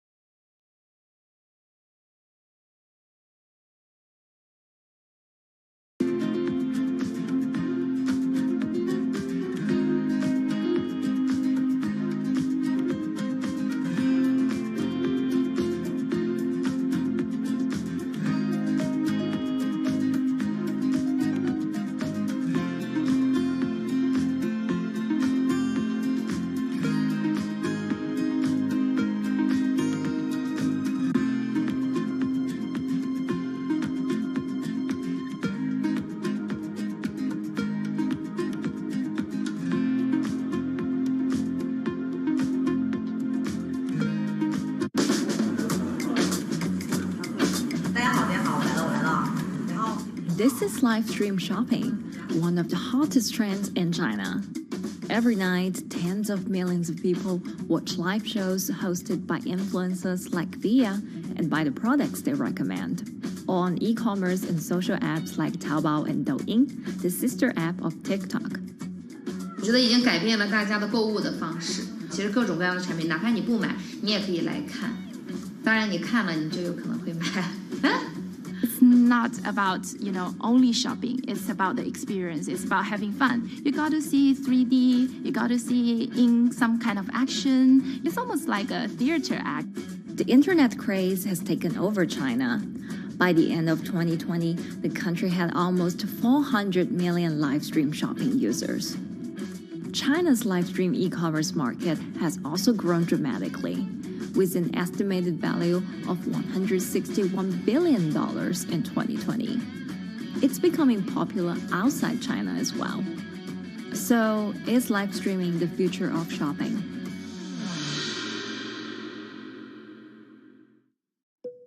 Live streaming is not a new thing. In China, it started in 2015 with the rollout of 4G. And it was first used for entertainment and socializing. Many live streamers performed for their followers or chatted to them, making money by receiving virtual currency and gifts. In the West, live streaming is mainly the domain of avid gamers. In China, it's broken into e-commerce. China actually has a very big e-commerce empire, so it uses these super apps, what we call that you have payment, you have search of information, you have recommendation system, and you have huge amount of goods available on the platform, and as well as a lot of consumers. So with this advantage, they merge these features of live streaming to make the influencers actually sell goods. Here is a perfect choice: nice neutrals, beautiful print, nothing overwhelming, and the warmth and comfort of flannel. This is item. Traditional TV shopping involves a one-way direction, whereby a host introduces a product, demonstrates certain things, and say, call this number or something. But live stream shopping is live. That in itself is a very, very big difference. It causes different psychology. And live stream shopping is a very entertaining way of actually engaging someone else. When you shop, actually, this live streaming video will continue. It will minimize into a corner, and you can buy the items and pay all on the same app. And after that, the live streaming screen will just enlarge by itself, and the promoter will come back to screen. So it's very convenient. Taobao, one of China's biggest e-commerce platforms owned by tech giant Alibaba, added a live streaming function in early 2016. In the following years, other e-commerce and social platforms like JD and Douyin also integrated this feature. 开头的时候还是有很多的挑战的，对画面的这个流畅，然后是否能够很真实的去还原商品，它其实在这个上面是有很高的这个门槛跟技术的这个卡口在的。不管是我们的这个用户的接受度，还是商家的这个上手的这个难度都很高，但是这几年下来，基本上难点在不断被突破的。Over $70 billion worth of goods was sold via live stream on Taobao in the year through March 2021. Latest surveys show that over 60% of live stream users in China were watching shopping shows, and over 65% of them shopped at least once via live stream.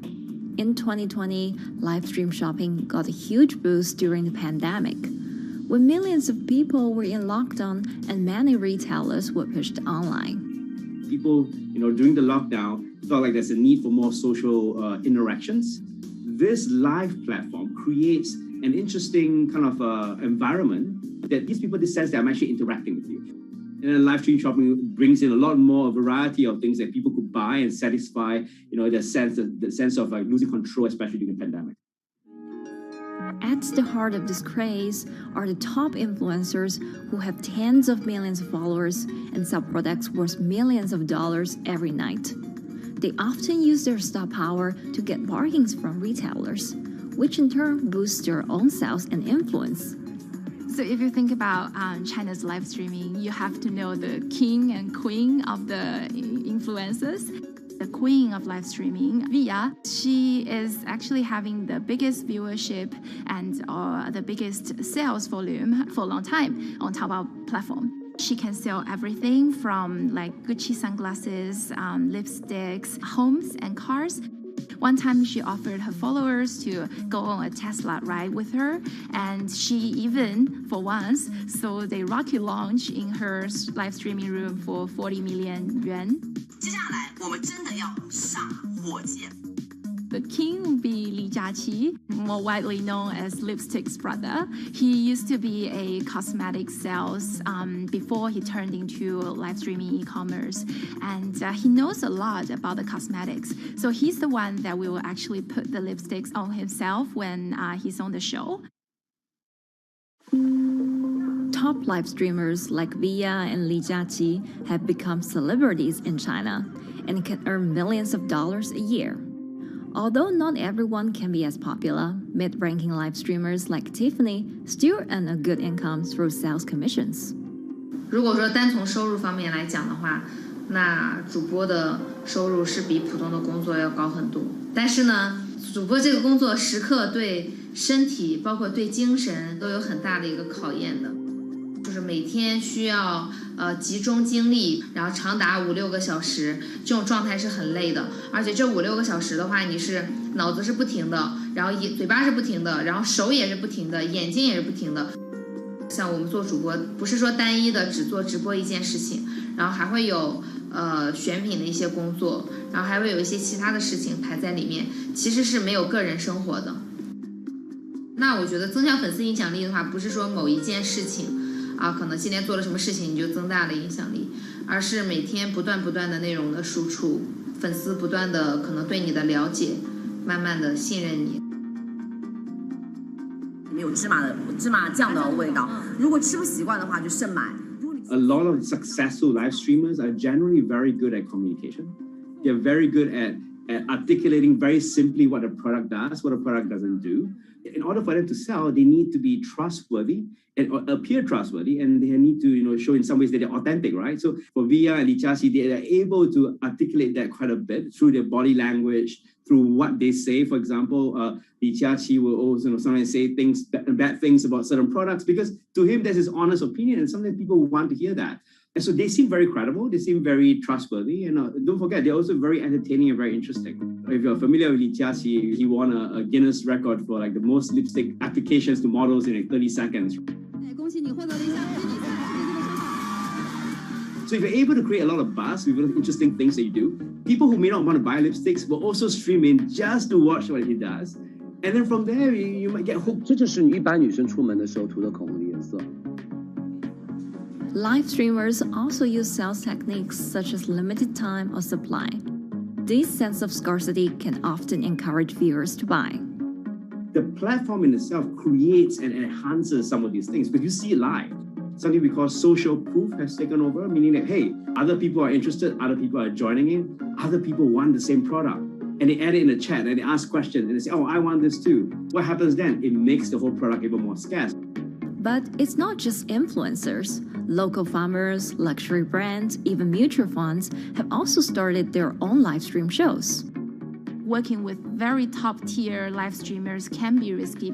It's not necessary that the benefits will end up with the brand. So we see company executives opening their own shows. And we see like P&G have their own sales room, which runs shows every day as well. We also have like local governors in like small towns to sell their agricultural products. So the live streaming is definitely transformed the way product owners can think about how to reach their consumers, and it enables a lot of players to actually sell. Live stream shopping is going global. Merchants in Southeast Asia have embraced this trend. And in the West, Amazon has upgraded its live streaming function, adding interactive features like chat rooms. Companies, including Google and Facebook, are also developing and investing in technologies to integrate video and e-commerce. 直播电商它其实已经开始成为主流，它未来的发展空间跟潜力都是巨大的。接下来大家会越来越依赖这种购物方式，会变成一个比较日常化、比较规范化的这么一个趋势。If you look at the numbers alone, their numbers alone, Li Jiaxi's numbers or Via's numbers, you know that they can sell and you know that they can generate revenue. Are they able to sustain it over a long period of time? It depends on how innovative they are at changing some of the things that they do. But you can't expect consumers one day turn into virtual shopping for good. There will be the nature of us that crave to go into the store, to touch the goods and actually wear it and see how it looks like and walk around in that with our friends. And those things wouldn't be replaceable with live streaming.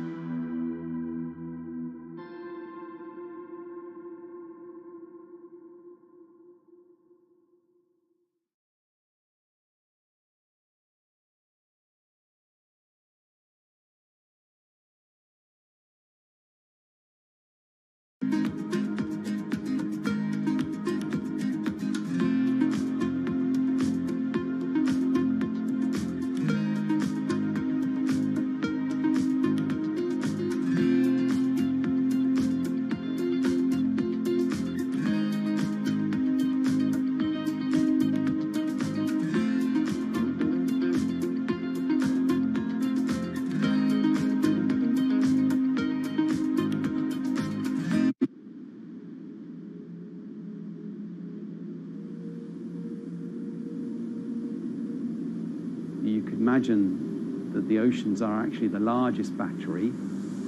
We're storing huge amounts of energy in the oceans.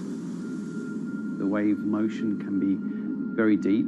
It can extend down several hundred meters. And once it gets to the near shore, from about 50 meters, the whole water column is moving backwards and forwards.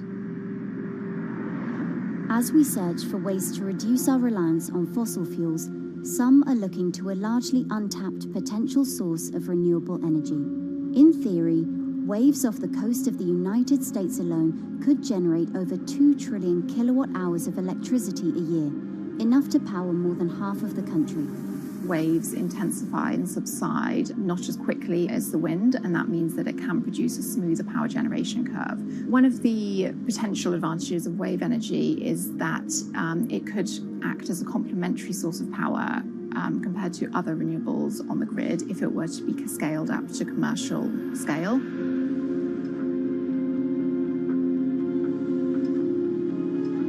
For decades, engineers have been trying to convert wave energy into electricity, but a host of technological and financial challenges have complicated their efforts. In the years from around 2006 to 2015, there were a spate of bankruptcies in the sector, and this was largely because of a lack of kind of continuous proven projects out at sea with reliable electricity generation. Since then, companies have been trying to develop the technologies at a steadier pace and with a smaller cash burn. But the same questions remain. Can companies develop devices and technologies that actually work? Is wave energy just a novelty or something that can become a major renewable energy source?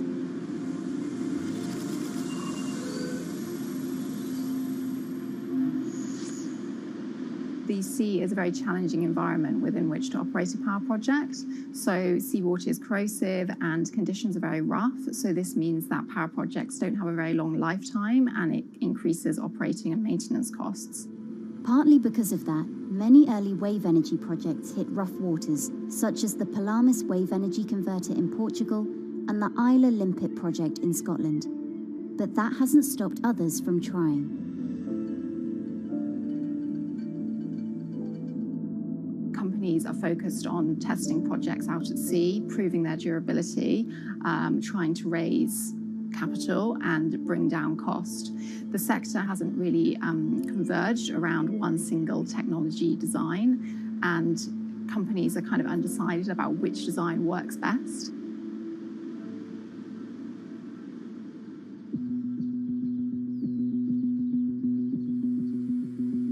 Finland-based AW Energy is a veteran in the sector.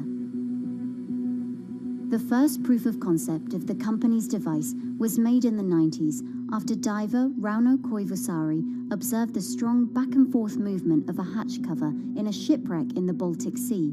The waves are generated far from the coastline, so the wind blows on the surface of the water, causing the water particles to rotate, and that rotation extends deep down below the surface, and the waves can be very long. They can be several hundred meters long, and as they come into the near shore, this rotational energy turns into an elliptical energy, and eventually backwards and forwards, as you probably noticed if you've been swimming on the seashore in large waves, you're pulled in and out.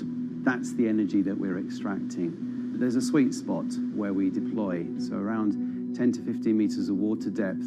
That's where there's still strong wave energy coming in. After years of research, prototyping and testing, the company has deployed Wave Roller, a 350 kilowatt device in the waters of Portugal. Wave Roller has an 18-meter wide and 10-meter high steel panel fixed to the seabed via a floatable foundation. The panel moves back and forth with the waves, capturing the energy. It's submerged in the depth of 15 meters, so it's protected from the extreme waves. We generate electricity by capturing the movement with hydraulic circuitry in a machine room underneath the surface. That hydraulic energy we turn to electricity with hydraulic accumulators and hydraulic motors, and also a generator. The Wave Roller has survived large waves at sea for over a year and delivered electricity via an underwater cable to the grid in Portugal. Meanwhile, the company has won a €2.5 million grant to work on an upgraded version of the Wave Roller, aiming to increase the electricity generation capacity to 1 megawatt. The upscaled device would have a bigger panel, 2 power takeoff units, and improved software to control the energy production. We have taken into use a wave prediction algorithm that kind of tells us what kind of waves are coming in to our device. That gives us few seconds to prepare for capturing more energy, and the difference in that is significant. Our future plans are to deliver technology around the world. So I'm hoping we can be working on delivering technology to projects in Asia and also in the American continent as well.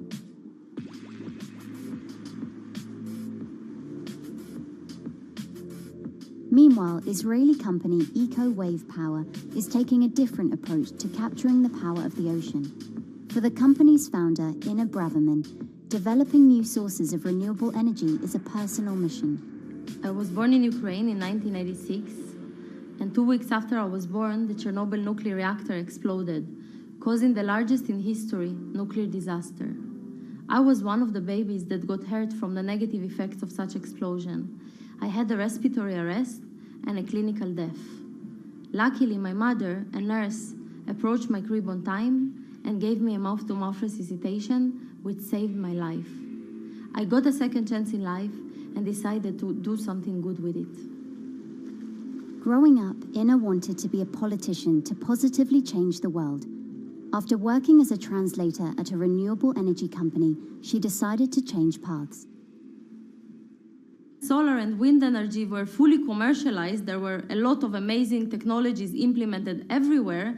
I saw that wave energy, although it's an immense source of electricity, the biggest companies in the world are trying to develop wave energy with no success.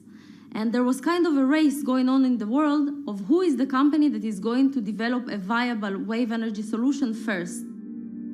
In 2011, the then 24-year-old Inna co-founded Eco Wave Power. Instead of installing devices offshore, the company's devices are attached to existing breakwaters, jetties, and piers. Our technology is very cost efficient, especially in comparison to the offshore technologies, because we don't need any ships, divers, underwater mooring or cables. We install on existing man-made structures, and all our expensive equipment, the generator, the hydraulic conversion unit, the automation, is located on land just like a regular power station. This is the EcoWave Power conversion unit that has been operating in Jaffa Port since 2014 until 2020. Here you can see how the technology works. Basically, the floaters are going up and down and pushing the hydro cylinders, which transmit biodegradable fluid into land-located accumulators. A pressure is being built, the higher the waves, the higher the pressure, which is used to turn the hydromotor, which is turning the generators.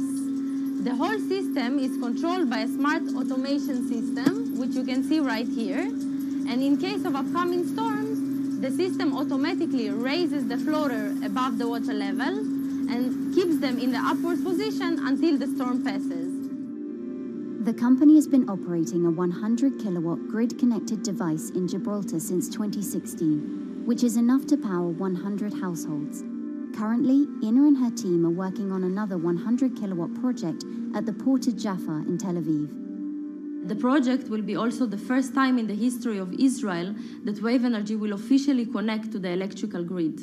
And our goal going forward is to expand it to all suitable breakwaters in the city of Tel Aviv and to supply a significant part of the city's electricity needs. Today, engineers and entrepreneurs are still trying to crack wave energy. Globally, only a few hundred kilowatts of wave energy are deployed, compared with gigawatts of offshore wind. But the field has come a long way in recent years, and with the right engineering solutions, this new power source could eventually become competitive with more mature renewables like solar and wind.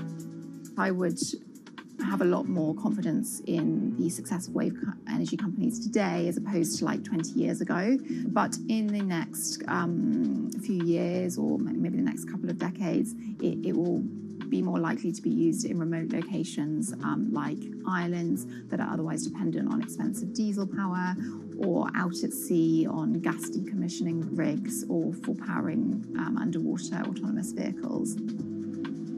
So definitely, wave energy can compete with other renewable energy sources, but I personally believe that this is not a competition.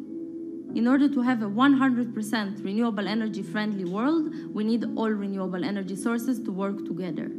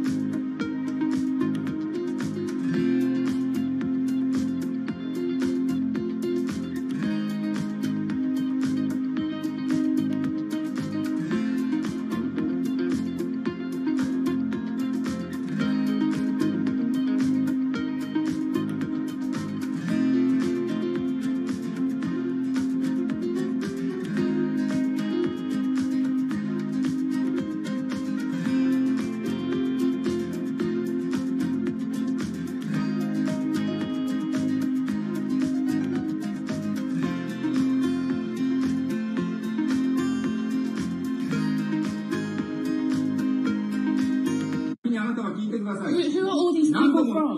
Who are all these people from?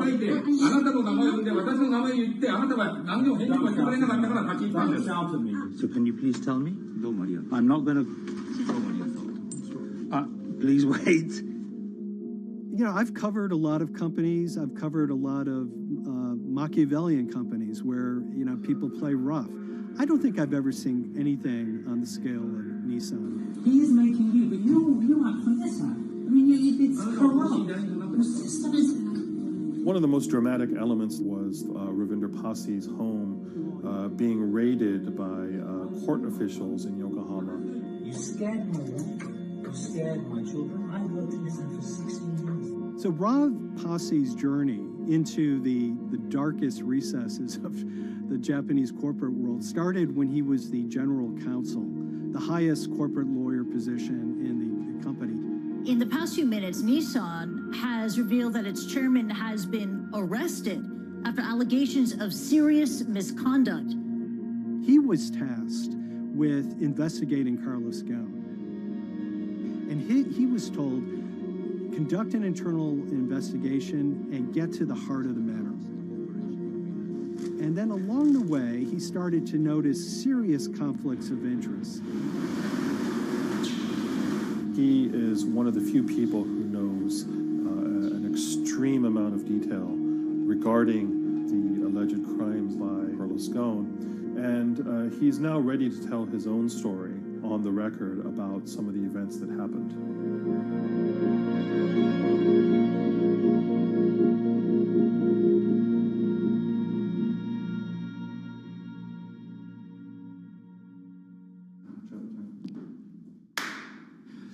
My name is Ravinder Passy. I'm the former Global General Counsel of Nissan Motor Co. Limited. And you could say, yes, I had a front row seat in terms of what was going on.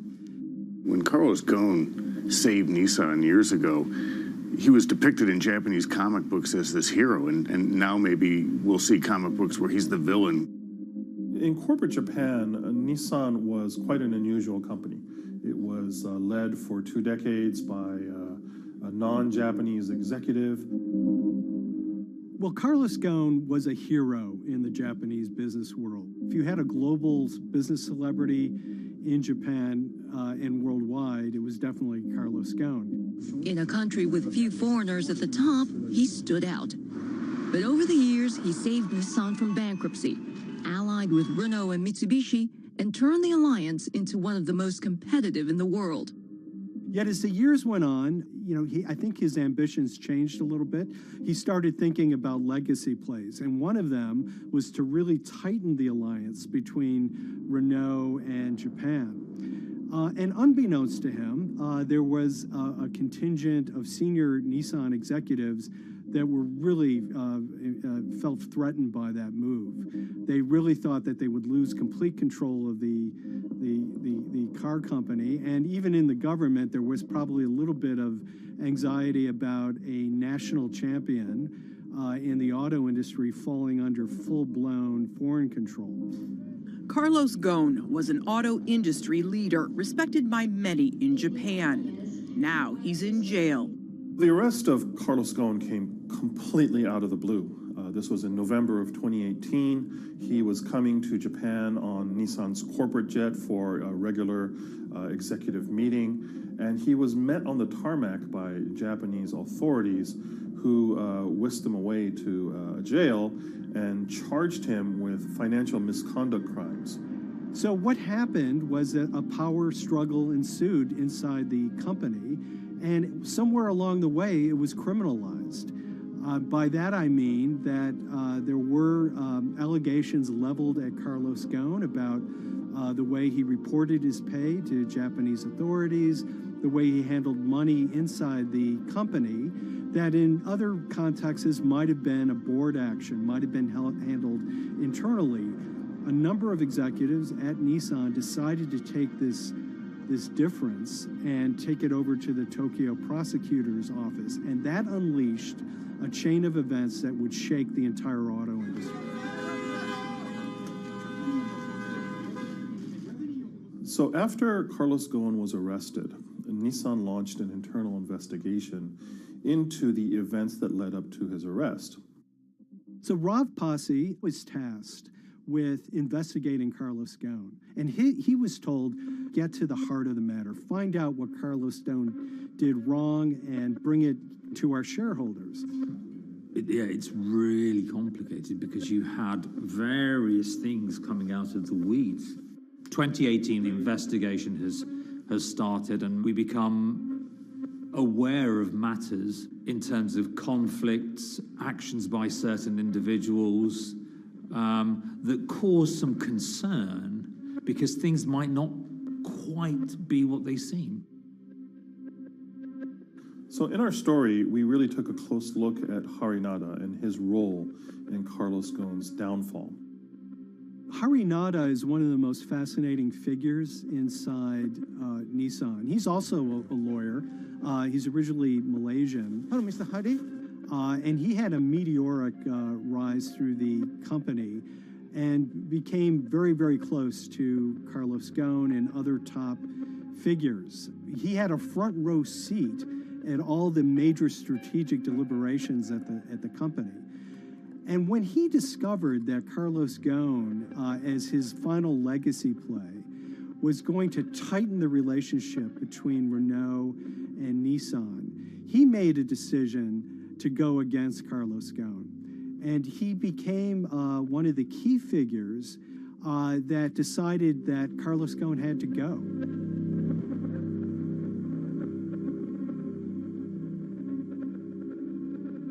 Harry Narder was somebody who actually recruited me into the company. So I have a long-standing relationship with him, or did have a long-standing relationship with him. For many, many years, he was a mentor. I had doubts about the credibility of the process right at the start. Harry Narder had a plea deal with the Tokyo prosecutors. Now, that suggests he was intrinsically involved in some of the wrongdoing, or the allegations of wrongdoing, and it just didn't smell right, just doesn't sit right. So there was a basic conflict of interest. In other words, Harry Narder had to deliver results to Japanese prosecutors to avoid his own criminal liability, and he's accusing and leading the investigation of Carlos Ghosn. Some of the people who had been involved in the original alleged crimes were also looking into the affairs themselves. Ravinder Pasi began pointing out some of these conflict of interest issues. And the reason for that is essentially his concern was for the company. If the company's own investigation into itself was compromised, that could lead to a very weak position in various lawsuits that it was dealing with across the world.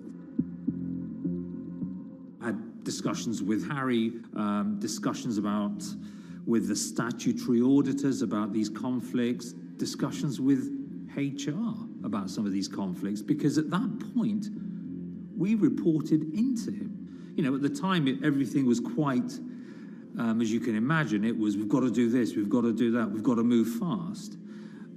But when you step back and look at some of these things, you just think, my God, what was going on here? Because me, members of my team, were being placed in immediate danger. Your chairman's been arrested, a representative director's been arrested. They both happen to be foreigners. And then now what we need to do, we're being instructed to do, is certain compliance professionals need to go into properties in Brazil, for example, and retrieve evidence. They've got to do it very carefully, because if they don't do it carefully, they're going to get convicted of criminal activities. And likewise, when a team of lawyers were commissioned to go to Lebanon. I mean, one of my immediate concerns was, why are lawyers from Nissan being sent to go to Lebanon to retrieve evidence? These are just lawyers, they're corporate lawyers from Nissan. You had revelations that a number of executives had benefited from share appreciation rights when they shouldn't have. I mean, you know, substantive amounts of money being taken by these guys when they weren't entitled to take them. And you do think, yes, how is this going to look later on? It's going to look quite concerning. So that triggered, for me, the sort of assessment that, well, I'm going to have to do something, because up until this point, I haven't put down on paper these conflicts and these issues.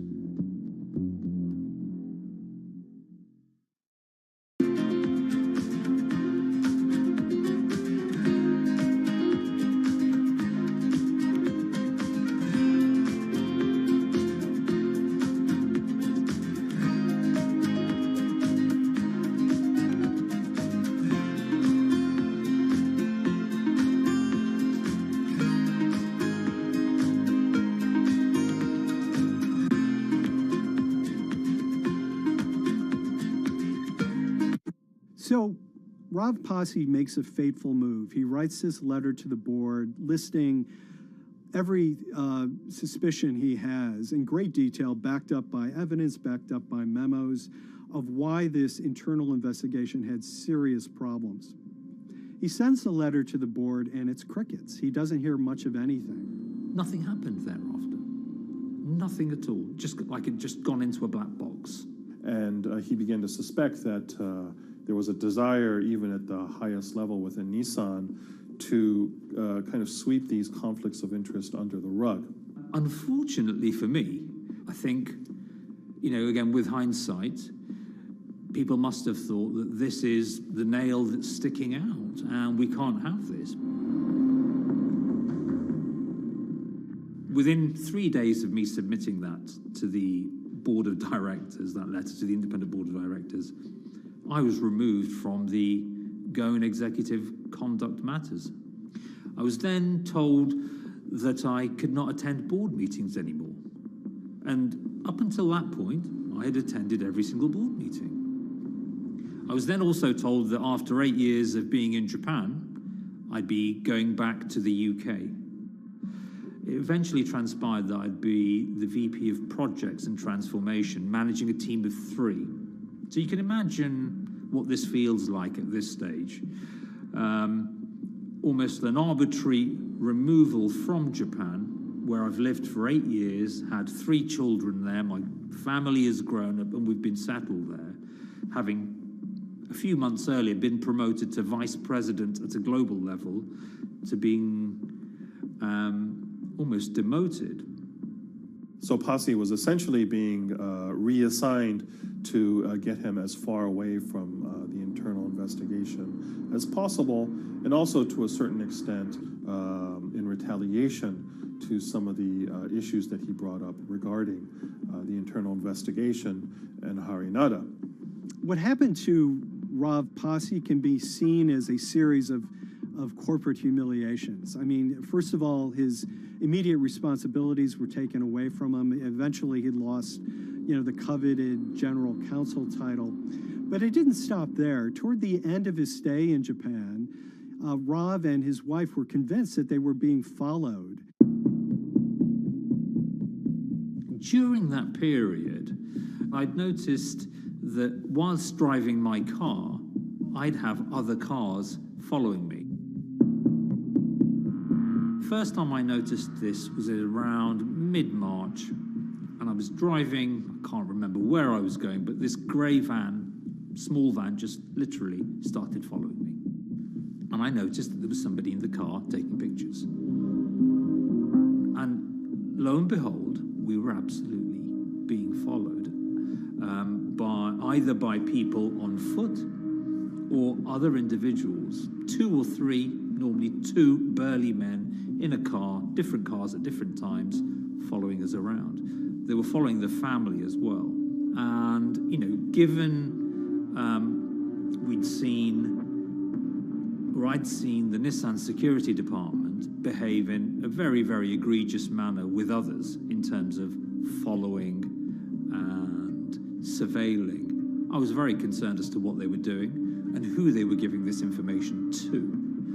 Because if they're giving this information to the authorities, you do think, why? What's going on here? I mean, this is just not normal behavior. And this all culminated in a rather dramatic event in the middle of 2020. Who are you people? Where Nissan had hired a legal team and had obtained an unusual court order from the district court in Yokohama to basically do a search of his home and seizure of his corporate laptop and phone and other documents. If you don't let us in now, we have to break this key. So it's a pretty extreme way to treat someone who'd spent 16 years at the company. These people have all come in. We don't really know who they are, apart from the fact that I've been shown a badge that says the Yokohama Court. And they're here to recover a laptop and a mobile phone. It was even more weird because I'd highlighted to the directors that certain Nissan executives were trying to recover this laptop and this phone whilst I was still in Japan. And I was very concerned because it had evidence on there that related to misconduct matters and other forms of inappropriate conduct. It was just another form of intimidation, another form of harassment, forcing me almost to leave the company and the country. Because once they'd retained and obtained these items, we were still followed, which, again, I just couldn't understand. What is the point of doing that? You know, this isn't a car company. This is not the KGB.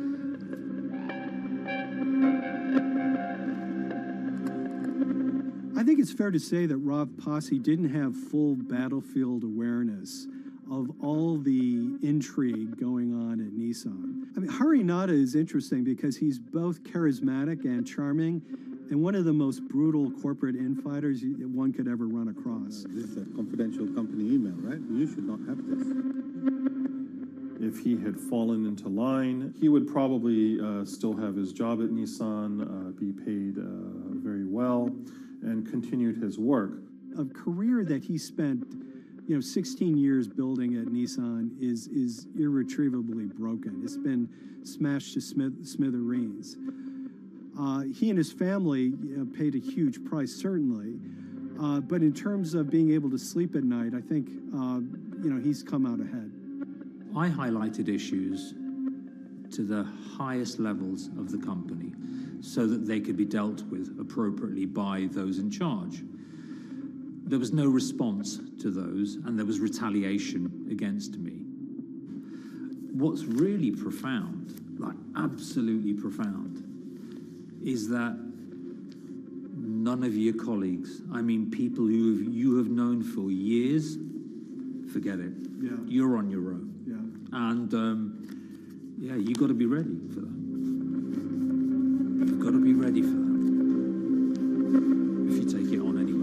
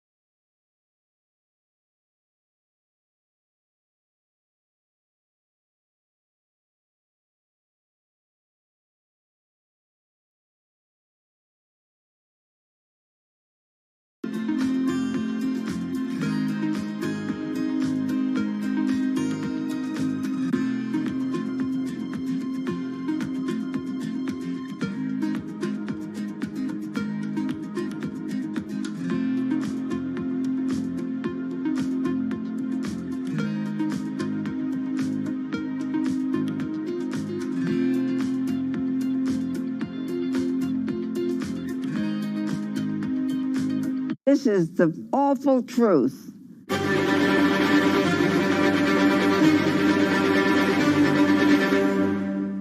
There's always someone in the family that's pushing it.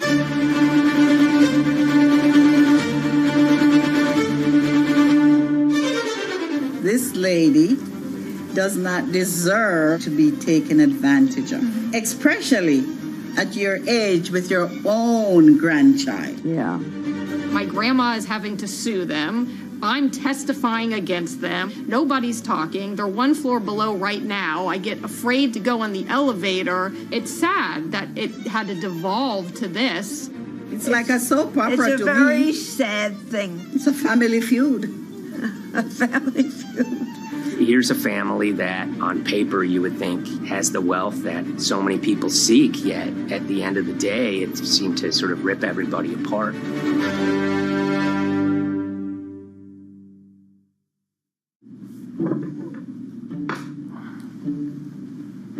My name's Tom Schoenberg. I'm a senior reporter here at Bloomberg News, cover financial enforcement. I was approached by someone close to the Schottenstein family and asked whether or not I would be interested in writing about Beverly Schottenstein and this case that she had against JP Morgan. And it was immediately clear that there was a great story here to be told.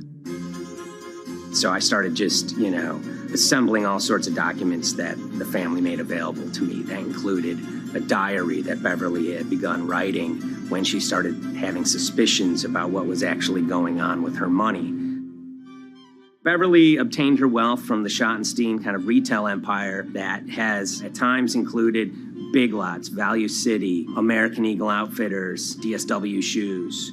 Beverly's husband died, and at which point they sold off their portion of the company, bringing them an enormous amount of wealth at around 1990. Estimates of her wealth were around $90 million.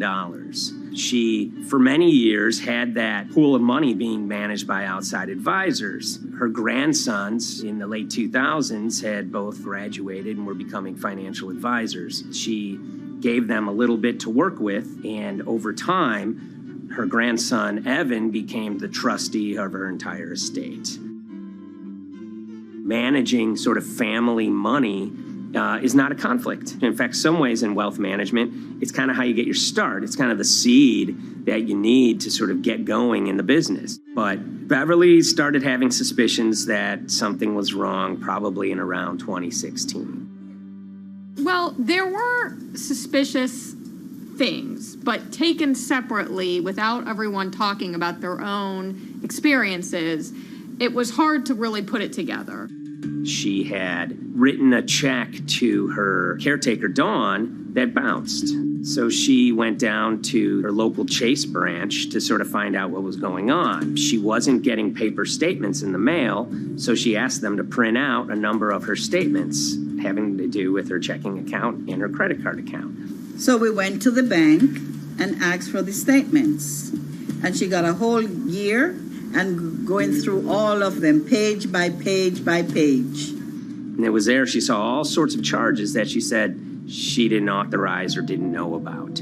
I was becoming very, very suspicious. I was starting to look in the money part, and that's what bothered me more when I saw that money was going. And I was not a big spender. Around the same time, Dawn, she starts noticing Beverly's son, who lived in the condominium below her, came up with Evan with a shredder and started grabbing papers in her office area, including some with JP Morgan letterhead, and just started sitting at the kitchen table just shredding documents over and over. Yeah, they came in one morning. They used to do it in the back. Through the back door, and they brought the shredder inside. And then they went in the drawers in the office and took out all the papers, and they started doing it. I was very suspicious because I know you don't go around and destroying papers. Beverly said that they had done this many times before. That's when she said to me, Dawn, I'm going to write my feelings in this black book. Diary. And it's a diary, and she started writing. Each day she would write a little at a time. Around the holidays of 2018, a package had arrived, a FedEx package, and in it were materials about a venture capital fund based out of the Cayman Islands. Dawn and some other family members take a look at this, and they see that Beverly is signed up for this fund to the tune of $5 million over the course of several years. And that was really the beginning of it. That was sort of the tip of the iceberg when it became obvious that something was going on, that my grandmother really wasn't aware of this fund. Beverly started to panic. She got really upset and called, JP Morgan's headquarters in New York and asked for Jamie Dimon. She said she was told someone would call her back, but she says that never happened. She wrote a letter to Evan and Avi, and in there she laid out a number of things that were concerning her: unauthorized trading, the checking account. She had about $1 million worth of jewelry in a safe deposit box, and that her son Bobby had the key to that box, and that jewelry had gone missing. All this was kind of packaged in this, 5-page handwritten amendment to a will and trust. There's such an evolving narrative about why the jewelry was taken. The only truth we really know is that the jewelry is gone. But why it happened, there have been a lot of different stories. You just don't take your mother's wonderful things and hand it out. And they emailed that note to JP Morgan to seize all activity on her account. And it ended up setting off a firestorm after that. As soon as they got this email that there was a cease and desist and that she wanted to send her money and change brokerage firms, they were actually vacationing one floor below downstairs. They're there right now. The next day, Beverly's in her place. The granddaughter's still in her place visiting. Dawn is there, and up comes Bobby kind of barging through the door. And he's screaming about what was sent to the JP Morgan. They're now investigating them. And he's furious, takes his mother and sort of puts her into a chair, gets pen and paper, and she says physically forced her to write a retraction letter. They were pushing me around. It was a scary time. I was really afraid too. I had to take her to the doctor, and she did an x-ray because she was in so much pain. The locks had to be changed. The phone number had to be changed. I really thought we were going to have to hire guards to be outside just for protection. Oh, it was terrible. Horrible scene. Beverly brought her case before the Financial Industry Regulatory Authorities, usually known as FINRA. It took several months of hearings. She sees all sorts of transactions that's going on, hundreds of them that she claims that she never knew about, never authorized, but yet were logged in JP Morgan's files as having been direct requests from her.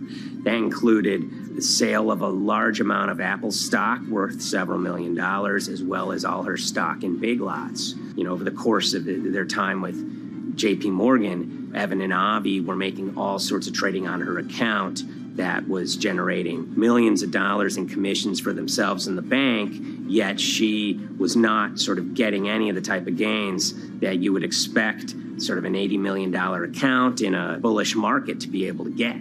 They issued a ruling entirely in her favor, finding that her grandsons, as well as JP Morgan, they were liable for violating their fiduciary duty, misrepresenting themselves, and they also found that the bank and her grandson, Evan, were liable for elder abuse. Evan and Avi, they were fired from JP Morgan. They issued an award of about $19 million. I reached out for comment, and JP Morgan emphasized that Evan and Avi were no longer with the firm and that their actions do not represent the sort of values of the bank. I reached out to Evan and Avi, heard back from their lawyer saying that, they disagree with the law and the facts that FINRA kind of used to decide the case against them and are seeing if they can have it withdrawn.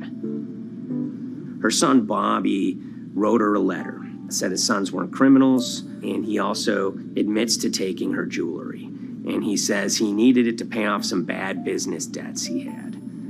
They never once came up to say, I'm sorry. If there had been an apology and some acceptance, and asking for forgiveness from my grandmother, I don't think we'd be in the position that we are now. Since the piece came out, we've received dozens of messages from people, many of whom are telling their own sort of personal tales of, kind of financial advisors gone bad, or family members who got control of an estate and abused, those within. Seems that it's really resonated with a lot of people. I keep, hearing a lot of feedback about Beverly and how, a lot of people feel she did the right thing. You're never too old to stand up for yourself and try to right an injustice. She was adamant that she wanted to stand up for herself, but at the end of the day, they did wrong. It's a painful life lesson. You know, Beverly taught them that you don't mess with grandma.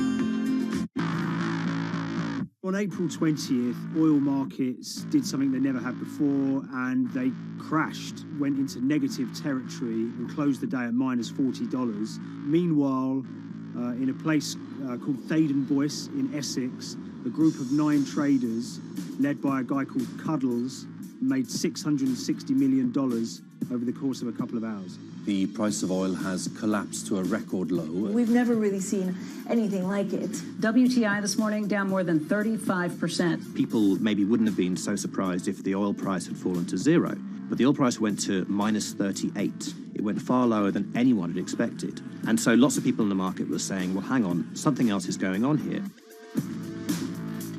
A couple of months later, I started to get wind through a kind of network of sources that a tiny firm in the outskirts of London had made a huge amount of money that day and potentially had some part to play in what happened.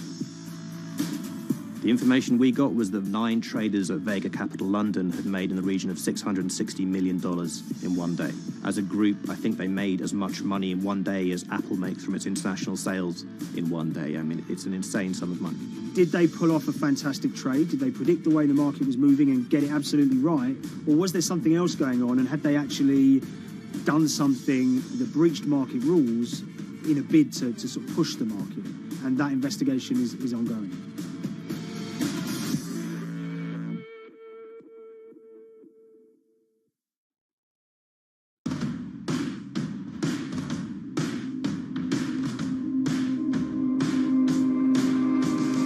So Paul Commons is a trader who cut his teeth in the pits in the 80s and 90s. When everyone had a nickname, his was Cuddles. If you can imagine, that was a very sort of cutthroat type of world where people are doing, you know, hundreds of thousands and millions of dollars trades by shouting at each other, giving hand signals, and then sort of scrawling on scraps of paper. The culture of the trading pits in London was very influenced by the working class guys who became traders there. They weren't like the city bankers that had gone before them. They weren't usually Oxford or Cambridge. You know, they didn't wear Savile Row suits. They were ordinary working guys who happened to have a talent for trading. And a lot of them came from Essex. I think it was 400 traders in the pits, and Cuddles in his oil and gas pit was described to us as amongst the top 3. In amongst that, was very successful and made very large amounts of money as a young man. But inevitably, mechanization and the arrival of electronic markets was the kind of death knell for the pits. And in 2005, the IPE closed down. And when the pits shut down, a lot of the traders who worked there lost their jobs or quit or went to work for financial institutions. But Paul Commons decided to start his own trading collective out in Essex. Some of them are ex-pit guys, cut from the same cloth as him. Lots of them are actually sort of in their 20s, and they're his, drinking buddy's son, or they're his own kids' friends from football. They're young lads, hungry and ambitious, and he brings them into the fold. And fairly shortly, he's got, maybe a dozen or so traders that they're independent, let's be clear, but they're all part of this collective.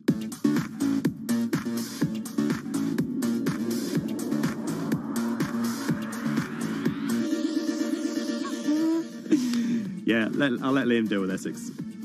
I am from Essex, so I feel like I'm free to, to get into this. Sweet, as they say. If you were to ask someone in Britain how they would imagine a kind of Essex person, they would see someone who's maybe slightly flamboyant, with a sort of Cockney accent, a sort of Guy Ritchie-style accent. Not afraid to splash the cash, but it's probably pretty bright and has done well for themselves. Don't even make sense, does it? But, these guys, they drove around very nice Rolls Royces and Bentleys. They went to places like Marbella on holiday. Thaden Boyce is a very wealthy place. You have to have considerable income to be able to afford to live in that village. It's a really nice place to live, and it's 20 minutes tube ride away from the city. Earlier in the summer, we have this lead, which is that there's this tiny firm called Vega Capital London, and they were the biggest winners from the biggest oil crash in history.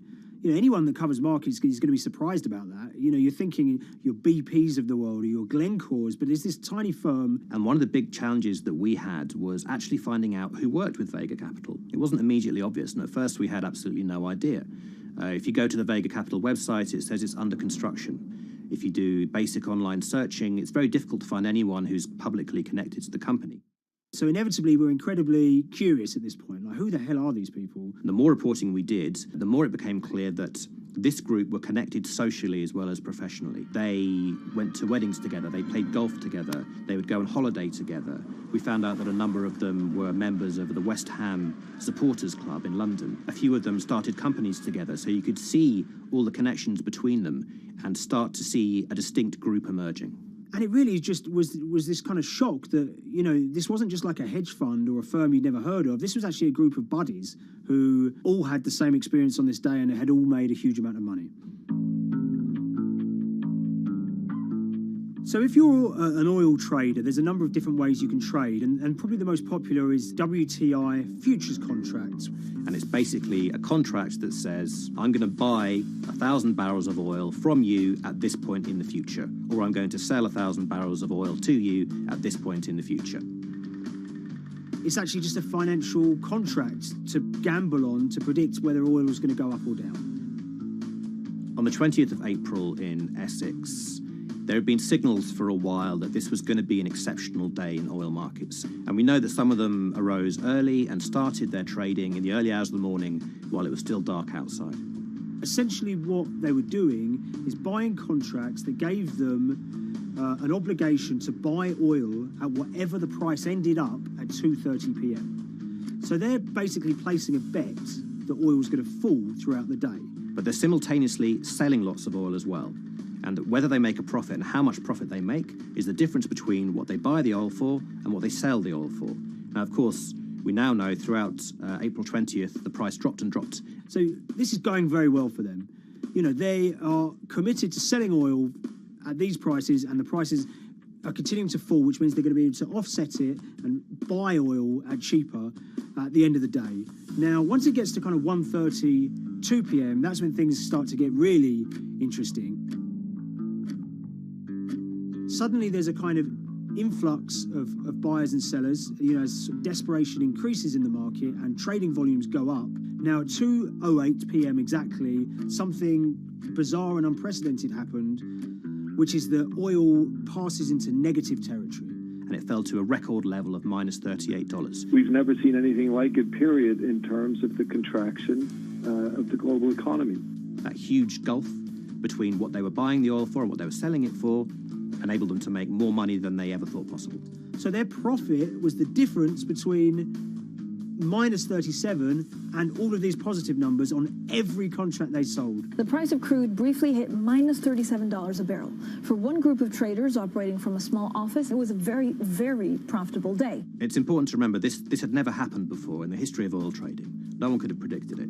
I can't think of another example of where you enter a trade and you get paid on both sides. You get paid both to sell and to buy. It's unthinkable.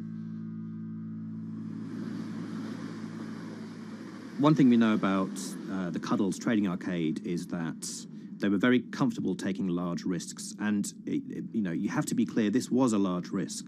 Yeah, we spoke to oil traders, both people that know these guys and people that don't, and they all say that this is, incredibly risky. And that's actually what stops a lot of oil traders doing trading like this. They simply aren't willing to stomach the risk. But Cuddles and his friends were.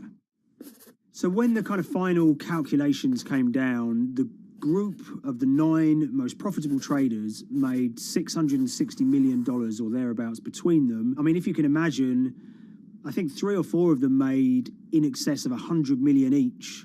One of the astonishing things about this trade is that 2 of the individuals who made more than $100 million in a single day were in their 20s. One of them was 22 years old. Only a few years earlier, he'd been posting on his social media about doing teenage stuff with his mates in town and going to see girls and rap music. And here he is a few years later making $100 million in a single day's trading. When me and Liam discovered that, we couldn't believe it. We couldn't believe what we were seeing.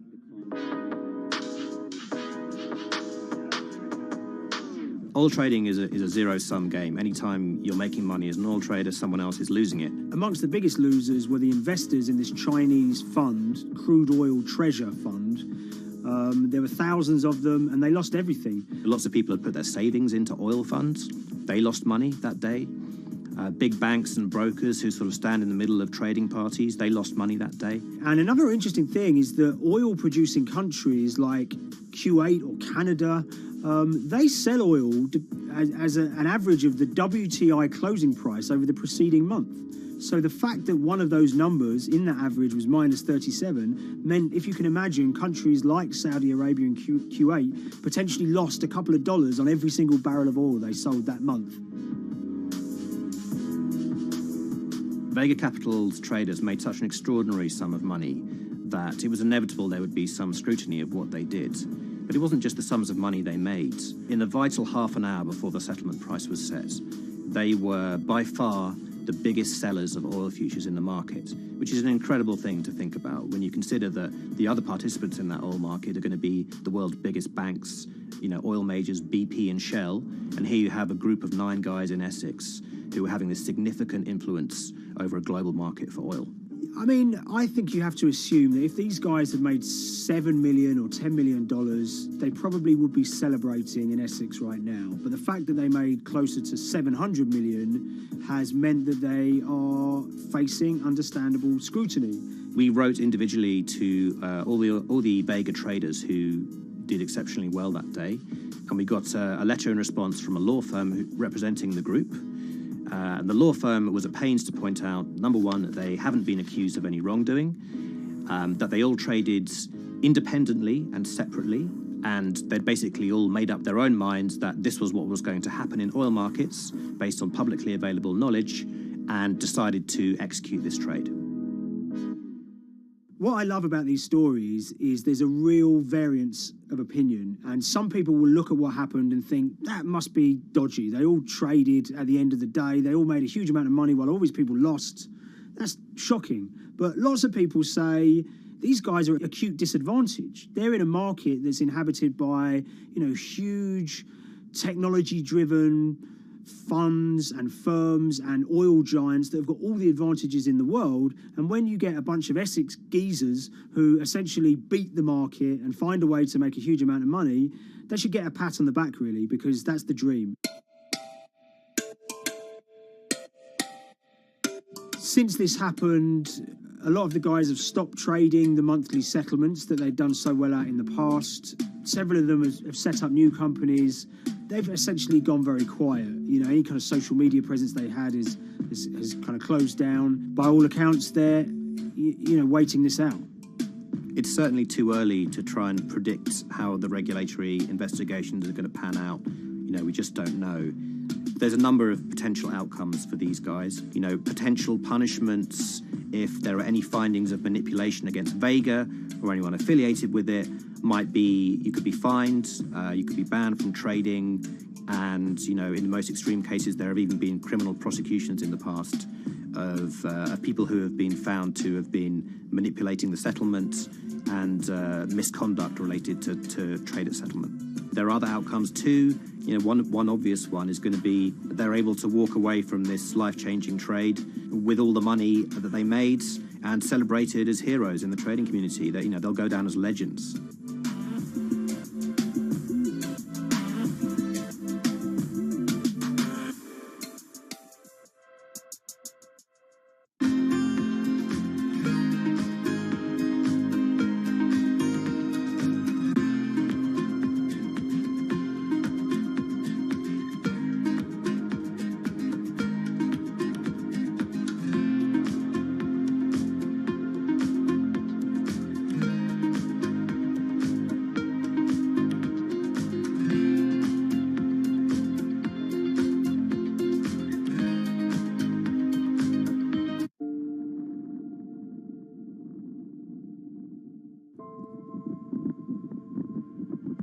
It's very important, given the nature of the climate crisis right now, for the general public to have an understanding of what progress is or is not actually happening. And I think many readers right now, they'll see these hundreds and hundreds of companies making these big, bold climate claims.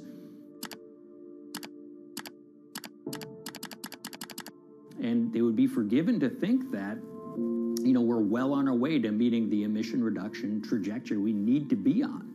And the reality of the matter is we're just not on that trajectory. And a key reason for this sort of disconnect is the use of offsets that aren't doing what they claim to be doing. We have a massive potential for sort of willful blindness. We can convince ourselves of things regardless of what the facts are. And so that's what tends to happen in these cases. It's not that anybody is setting out to commit climate fraud. They sort of walk themselves into a situation and they convince themselves of one thing, and that allows them to convince themselves of another thing. But at the end of the day, they're doing something that makes no sense at all.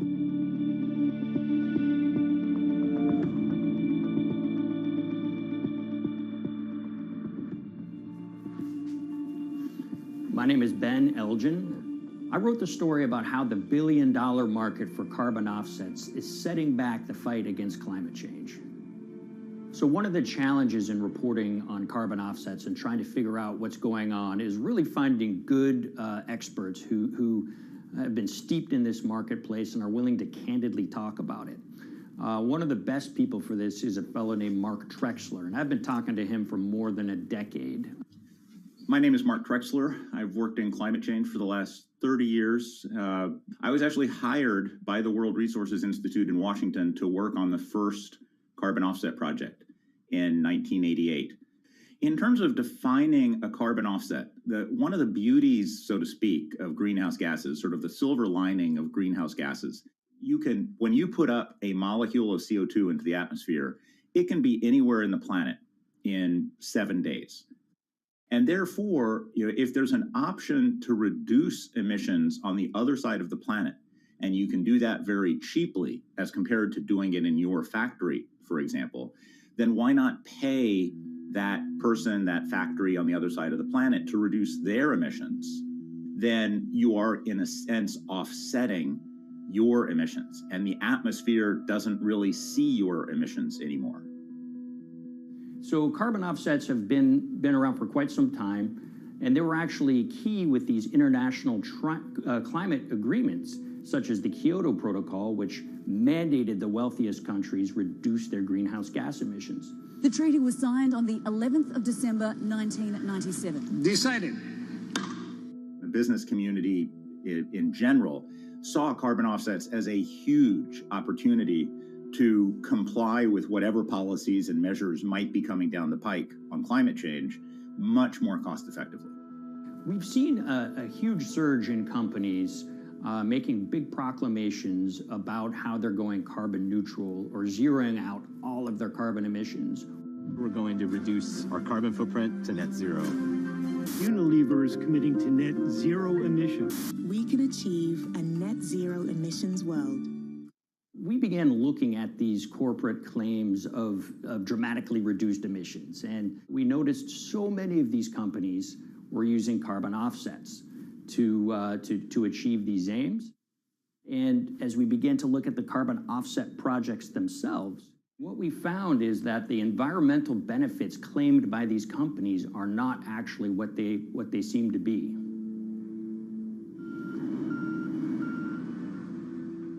And as we sort of saw and spotted a number of these very aggressive carbon offset projects, which appeared to be generating inflated credits or bogus credits, we saw a number of them were associated with the Nature Conservancy. This surprised us. The Nature Conservancy is the world's biggest environmental group. They have about $1 billion a year in revenues, and they've been around for 7 decades.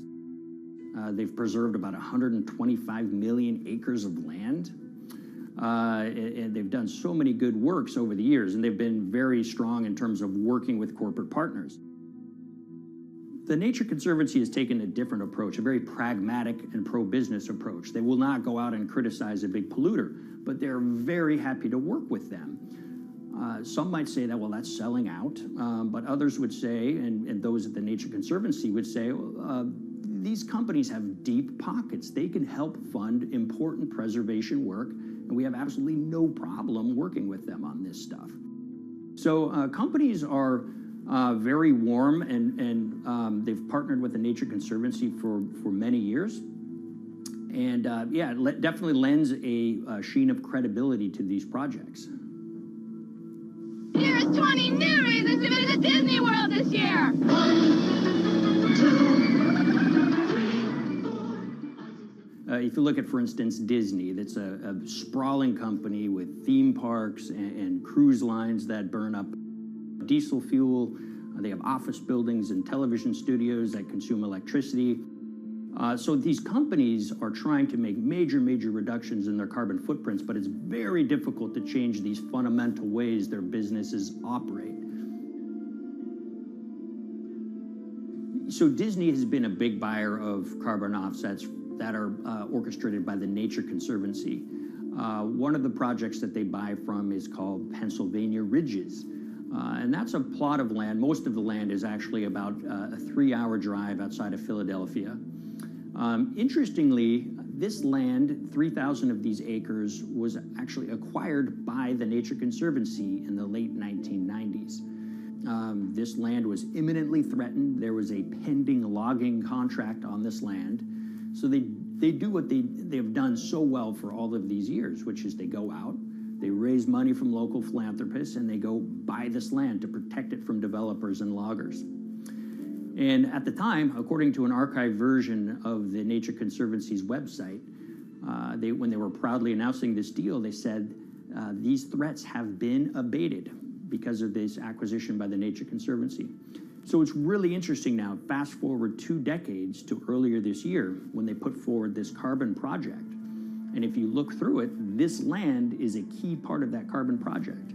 And what they're now saying is this land is now, once again, imminently threatened. 72% of the trees are going to be cut within 5 years. Now, this is just astounding because this land is owned by the Nature Conservancy. They do not clear-cut land that they've bought through philanthropic donations.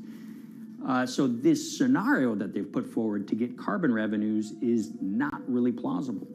And what that means is when you have Disney coming in and buying these credits, when it eventually lowers its carbon footprint because of these credits, well, that won't be a credible or truthful claim by Disney.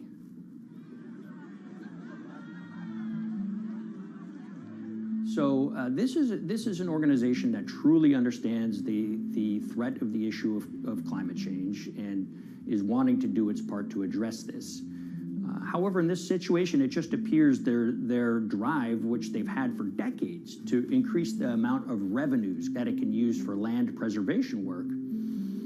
Nature Conservancy and many others see that carbon credits as a pot of money that they can tap into to further their own benevolent aims.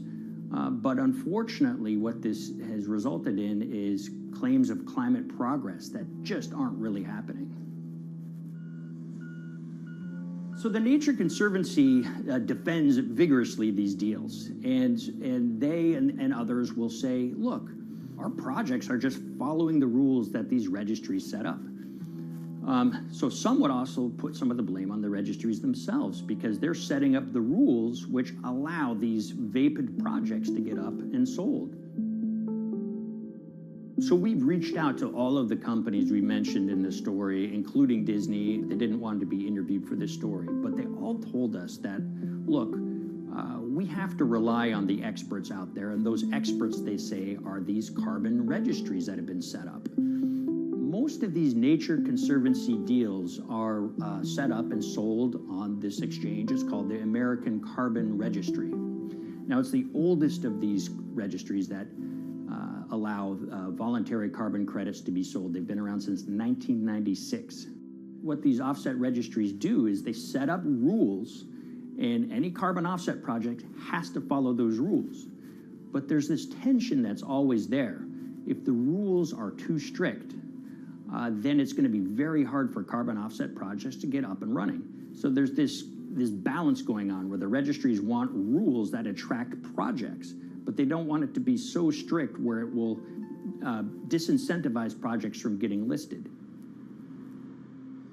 One of the challenges with designing carbon offset systems is that there are normally two people at the table. You have buyers and you have sellers. And to some extent, you have policymakers, but you know, the buyers and the sellers are really the ones with the expertise, with the incentive to really participate hard, make a lot of things happen. And the challenge there is that both of them sort of want the same thing, or they're both happy with the same thing. They're happy with low-cost offsets and a lot of them, because that works for their business model.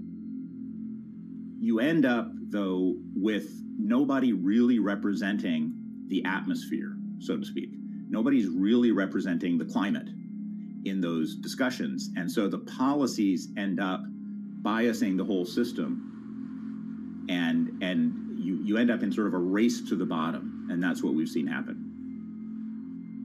You know, when it comes specifically to the topic of carbon offsets, you know, I am a fan of carbon offsets in the sense that they can help mitigate climate change. They absolutely can. But, you know, if we're not going to do it correctly in a way that actually does help mitigate climate change, then it's nothing but a distraction. And, you know, after 30 years, you have to start wondering, is it really just a distraction? And that's really unfortunate, but that's where we are. Ultimately, what needs to happen is systemic change. You know, we're sort of nibbling around the edges with some of these different things. We need to change how we produce energy. We need to change how we transport ourselves. We need to change what and how we eat. You know, we need systemic change associated with transitioning to a low carbon economy. A lot of what we're doing today is not promoting systemic change. It's sort of trying to stick your thumb in the dike to preserve the current system. And at the end of the day, that can't really work.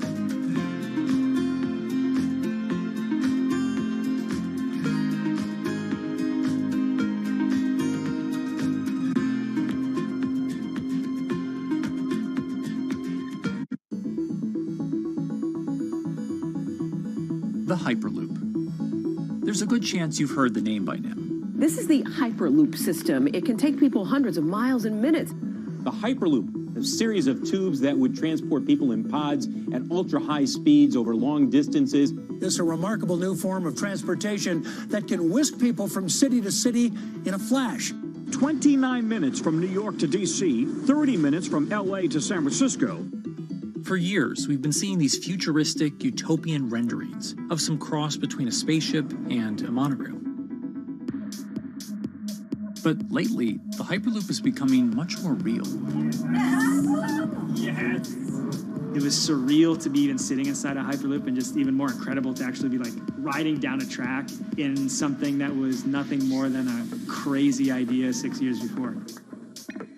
Companies all around the world have been developing and testing the technology needed to propel passengers at speeds of over 1,000 kilometers per hour. But for many, speed is only the first step to unlocking the full transformational effects of a new mode of transportation. Fast is what we just sort of take for granted in the Hyperloop world. It's the network effects that really deliver the benefit. And that opens up a completely different scale of economic opportunity.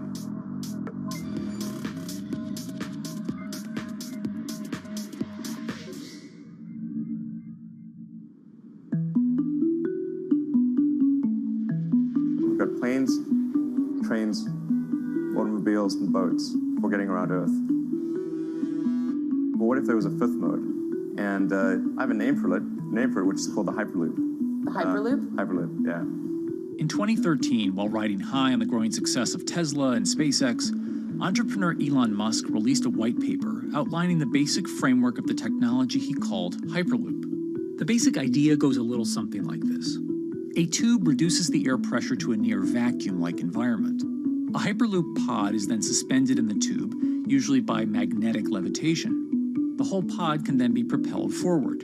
Because there's no traditional friction sources like air resistance or rolling friction that would push back against the pod, the Hyperloop is able to move at incredibly high speeds and do so fairly efficiently.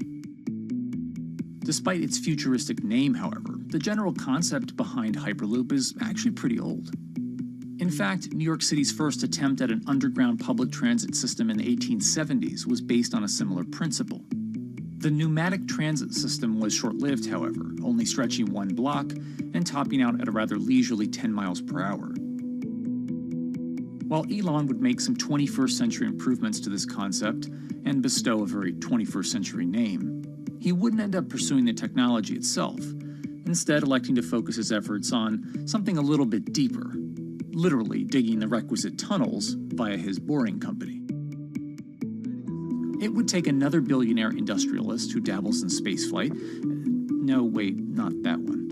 Yeah, that's the one. After Richard Branson would make a large investment in the company Hyperloop One, it would be renamed to Virgin Hyperloop. What we've always been trying to do as a company is show that this technology could work, that it could be made safe, and that ultimately it's something that's happening in the next couple of years, not the next 20 years.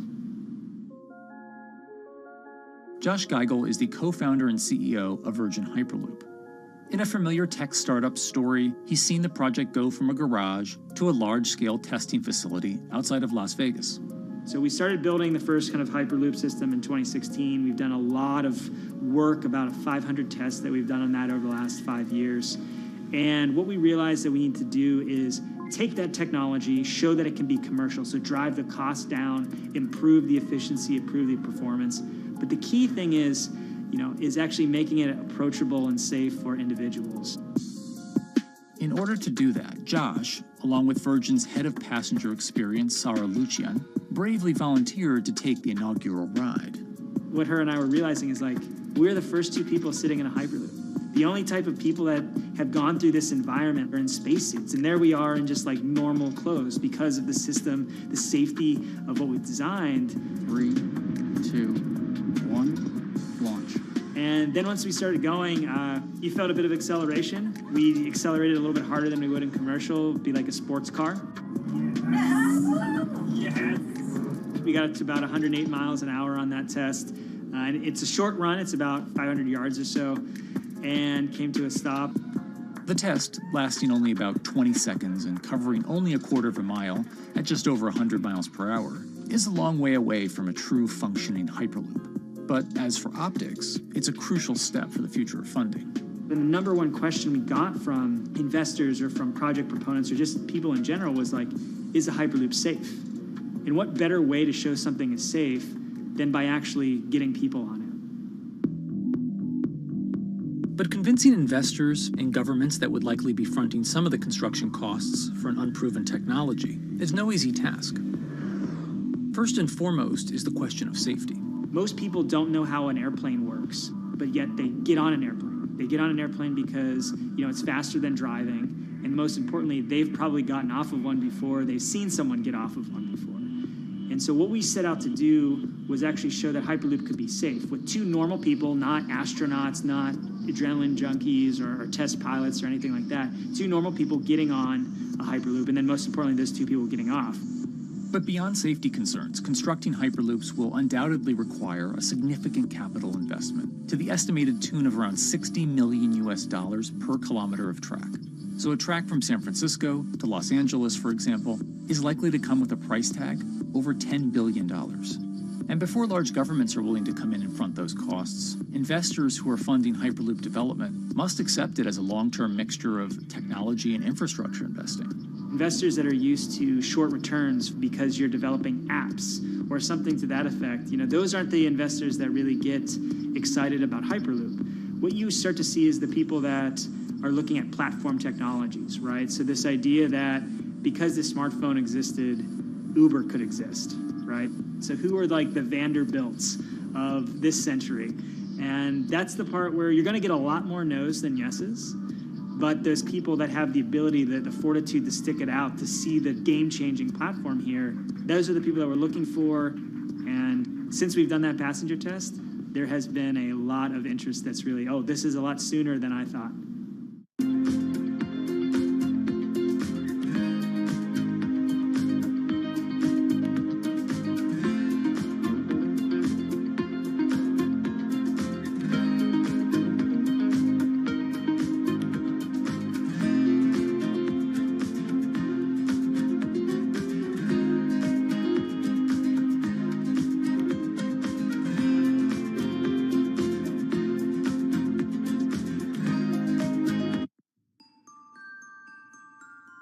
Envisioning the ripple effects of what Hyperloop could achieve, though, is fairly challenging at this stage of development. It's fast, yes, but for point-to-point travel, traditional maglev trains can move pretty fast as well. And outside of China, South Korea, and Japan, even those haven't seen much adoption elsewhere due to the high costs and questionable profitability.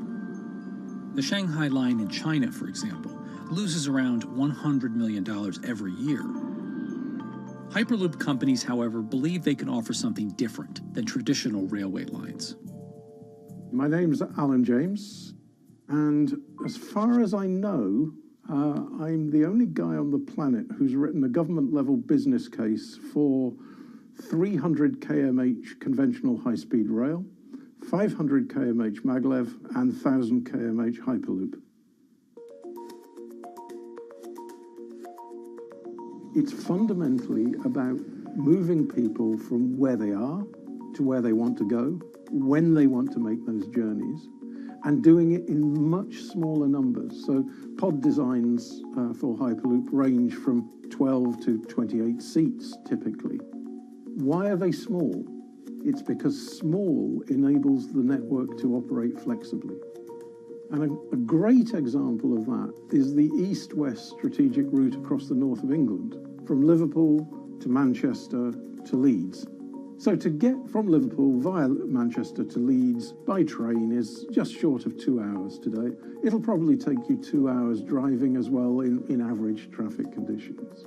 Net result is those three city regions remain three separate entities: Liverpool, Manchester, Leeds. There's very little commuting traffic between those urban areas. Hyperloop absolutely changes that from the ground up. Liverpool to Manchester is a 5 or 6 minute journey. Manchester to Leeds is also a 5 or 6 minute journey. What that effectively does is create a single super city economy. In this vision, the Hyperloop acts a little more like a highway, where pods have fixed destinations and don't need to stop along the way. Meaning you can travel on a Hyperloop network from, say, Liverpool to Leeds, while the pod behind you travels from Liverpool to Manchester. And if that metro Hyperloop network is connected to other networks from the same location, you could travel from Liverpool to Paris or Liverpool to Amsterdam, all without making a single stop. For passengers, for business, for leisure, that is utterly transformational. For high-value freight and logistics, it's equally transformational.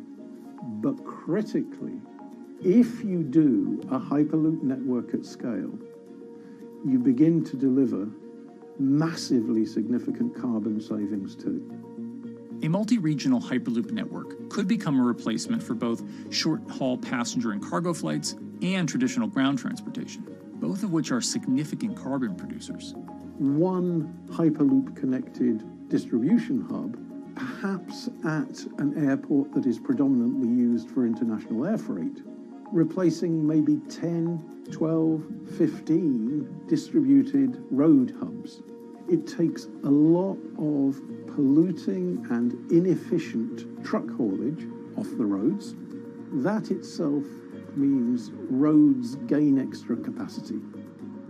Hyperloops will still need to use electricity to both move pods and maintain the near-vacuum environment in the tube. Proponents of the technology believe that this can be done by using renewable sources, including a combination of solar panels and battery technology that could be used along the Hyperloop itself.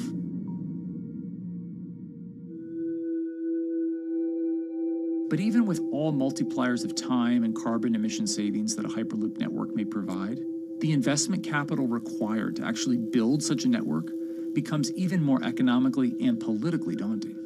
Committing doesn't mean spending billions on day one. Committing means, how do we phase it?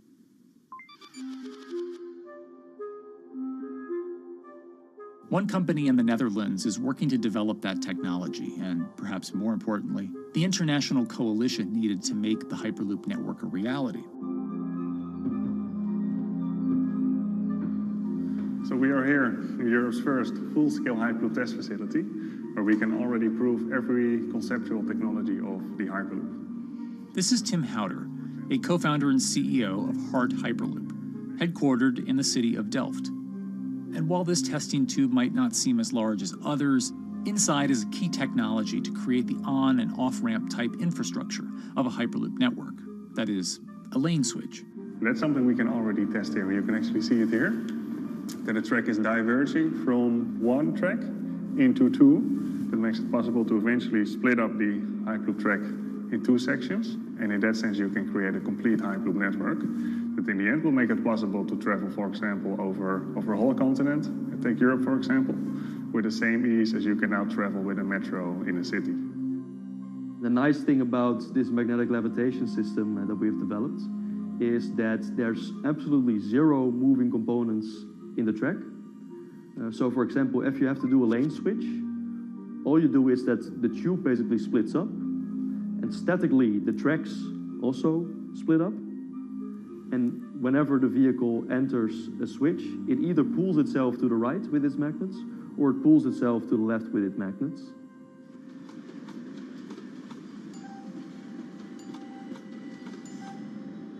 Lane switching on traditional rail requires the physical movement of the rail. Even modern magnetic levitation tracks use lane switching techniques in order to transfer trains from one track to another.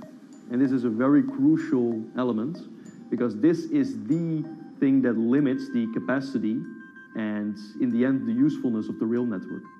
Because the moment that a track is switching, that means that at that moment you are creating an unsafe environment for the trains behind it. So you need a lot of space between trains.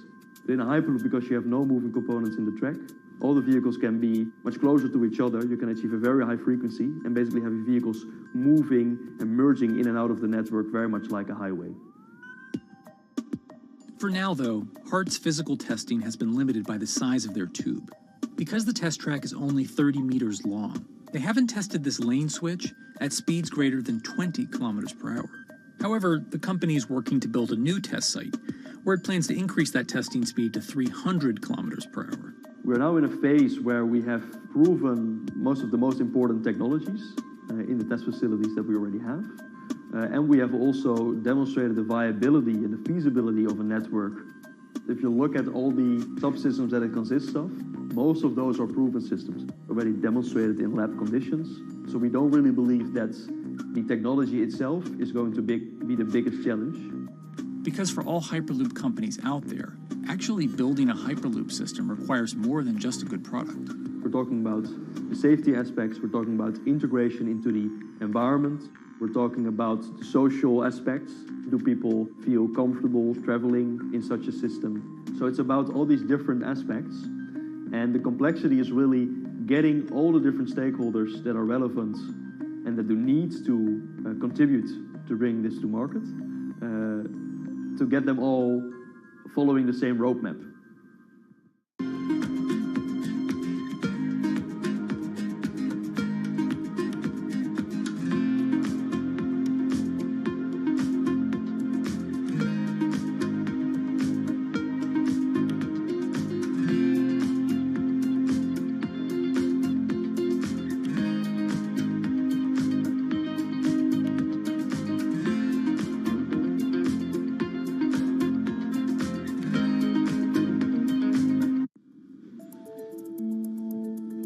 In order to help build this coalition of private and public interest in Hyperloop development, HART in 2018 partnered with other Hyperloop companies from Europe and Canada.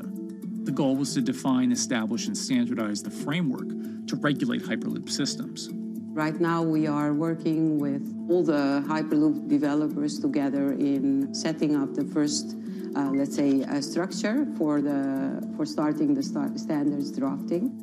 One of the most important goals for HART is interoperability, which is essentially making sure the different systems can communicate with each other. Interoperability is so important because what we want to achieve is actually have this seamless travel experience. So you don't want to end up, for example, going from Madrid to Paris and then switching because you need to use a different technology to get, for example, to Amsterdam. The idea being that as companies around Europe create the first commercial Hyperloop tracks between individual cities, one day those can all be connected to a larger network. Everyone that believes that Hyperloop is a future transport system also realizes that there is a need to have this network because that's where Hyperloop thrives. Hyperloop is such a huge project. It's definitely not something that you can do on your own or as a single company. So you need to do it with a lot of other companies. You need to have the governments. I think in that sense, the biggest challenge that we've encountered is to really get all the required parties together to take the steps in development and in commercial implementation.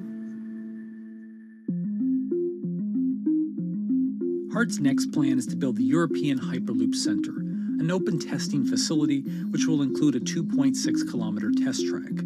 And the company hopes to test travel speeds there at up to 700 kilometers per hour. Virgin Hyperloop is also racing to construct the first commercial Hyperloop route, with projects in various states of development in India, Saudi Arabia, and the United States. Recently, the company announced plans to build a Hyperloop certification center in West Virginia, which will include a 6-mile-long test track. Proving the technology here will be crucial if Hyperloop networks can find a home among infrastructure investments that the Biden administration hopes to make. The idea that there's multiple Hyperloop companies, I think, is a redeeming aspect in the business. People really want to see something happen, so having multiple people move forward is good for that. I was struck when Josh and Sarah rode the pod. 2 or 3 of the major outlets used the phrase, "We now have a new mode of transport." And although all of that technology had existed before those 2 human beings rode it, it was the moment at which those 2 human beings traveled that short distance down the tube that in popular imagination, Hyperloop became a mode of transport. The metaphor I use with my team is that, the Wright brothers were first, but none of us fly on Wright Brothers Airlines anymore. If you don't continue to innovate, you're not going to be around, and so we'll continue to be at the forefront of building Hyperloop. Back in 2013, Elon had an idea. I think the difference now in 2021 is some brilliant engineers have spent real time grinding out the details. And I thoroughly expect the next 3 to 5 years to be decisive.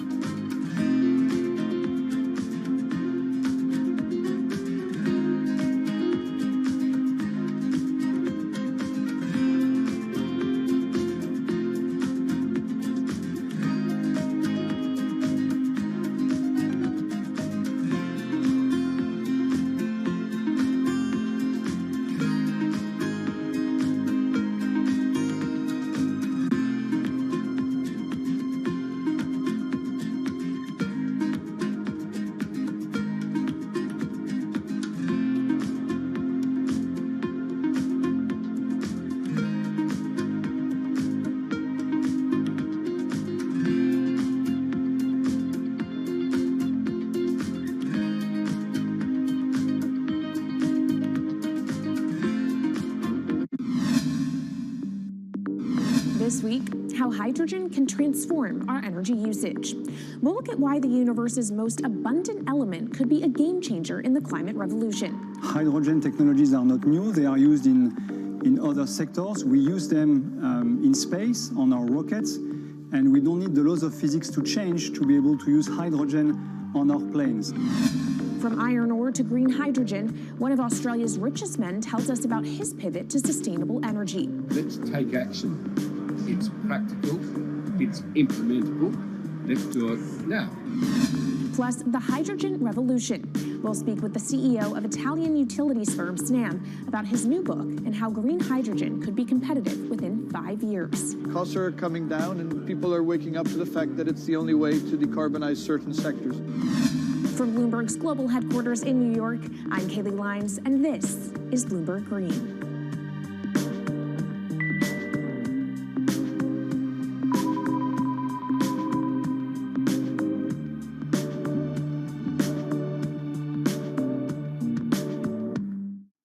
It's a new year, so here at Bloomberg Green, we're highlighting new solutions in the fight against climate change. And one of those is as old as the universe itself, hydrogen. It's the simplest element around, but could well be a game changer when it comes to turning around our dependence on fossil fuels. Today, hydrogen is used in the chemicals industry to produce petroleum products. It's also starting to be used in steel production, an industry under a lot of pressure to decarbonize. But it has far more uses as well, from powering cars to heating our homes. And Bloomberg New Energy Finance sees a seismic shift in the sector in the next 10 years as green hydrogen squeezes out dirtier alternatives. So-called gray hydrogen dominates today. But as renewable electricity gets cheaper and more accessible, so will green hydrogen. In this week's edition of Bloomberg Green, we'll explore what this push into hydrogen means for tackling climate change. We'll hear from Australian billionaire Twiggy Forrest about his pivot from iron ore to hydrogen, and we'll also speak with the CEO of Italian utility company Snam about his book, The Hydrogen Revolution. But first, what are we using hydrogen for? And why does it actually matter? Christine Lee Edwards explains. Hydrogen, the most plentiful element in the universe. On Earth, we find it mostly bonded to oxygen in the form of water, or in other gases known as hydrocarbons. Hydrogen gas, H2, burns hot and clean, making it an attractive tool in the race to net zero. But isolating hydrogen from other elements is no easy task. Today, the cheapest way to do this is via chemical processes that break up natural gas. This releases a lot of carbon dioxide. Another method is to use electricity to split water molecules in a process called electrolysis. Although there is no carbon byproduct, a lot of electricity is needed. And if this power comes from burning coal or gas, it negates the zero emissions goals of using hydrogen to begin with. Hydrogen produced in this way, powered by fossil fuels, is called gray hydrogen. If carbon capture and storage is used together with fossil fuels, then it becomes blue hydrogen. If nuclear power is used, it's called pink. And finally, green hydrogen is when it's produced via electrolysis and powered from renewable sources. This method is considered emissions-free. It's predicted that by the early 2030s, H2 made from renewables will be cheaper than that made from fossil fuels. But that hinges on the cost of electrolysis declining, which will be achieved through larger projects and an expansion of manufacturing. To be clear, vast amounts of H2 are already used today. Global production in 2018 totaled 117 million metric tons. This hydrogen is mostly used for its chemical properties, not as a source of energy, and very little of it is clean. Some sectors like steel could start using hydrogen for these chemical properties, replacing coal. Industries like cement and glass may also use hydrogen as a source of heat. Another advantage is its energy storage potential. It can be stored over long periods of time and used when more power needs to be added to the grid. It also could hold an advantage over batteries in heavy transport and shipping. The promise of hydrogen for energy has been around since at least 1874, when Jules Verne wrote about it in his book, The Mysterious Island. But the future of hydrogen will depend on policy. Countries with net zero targets, carbon pricing, and hydrogen strategies with investment mechanisms are likely to see the highest H2 demand.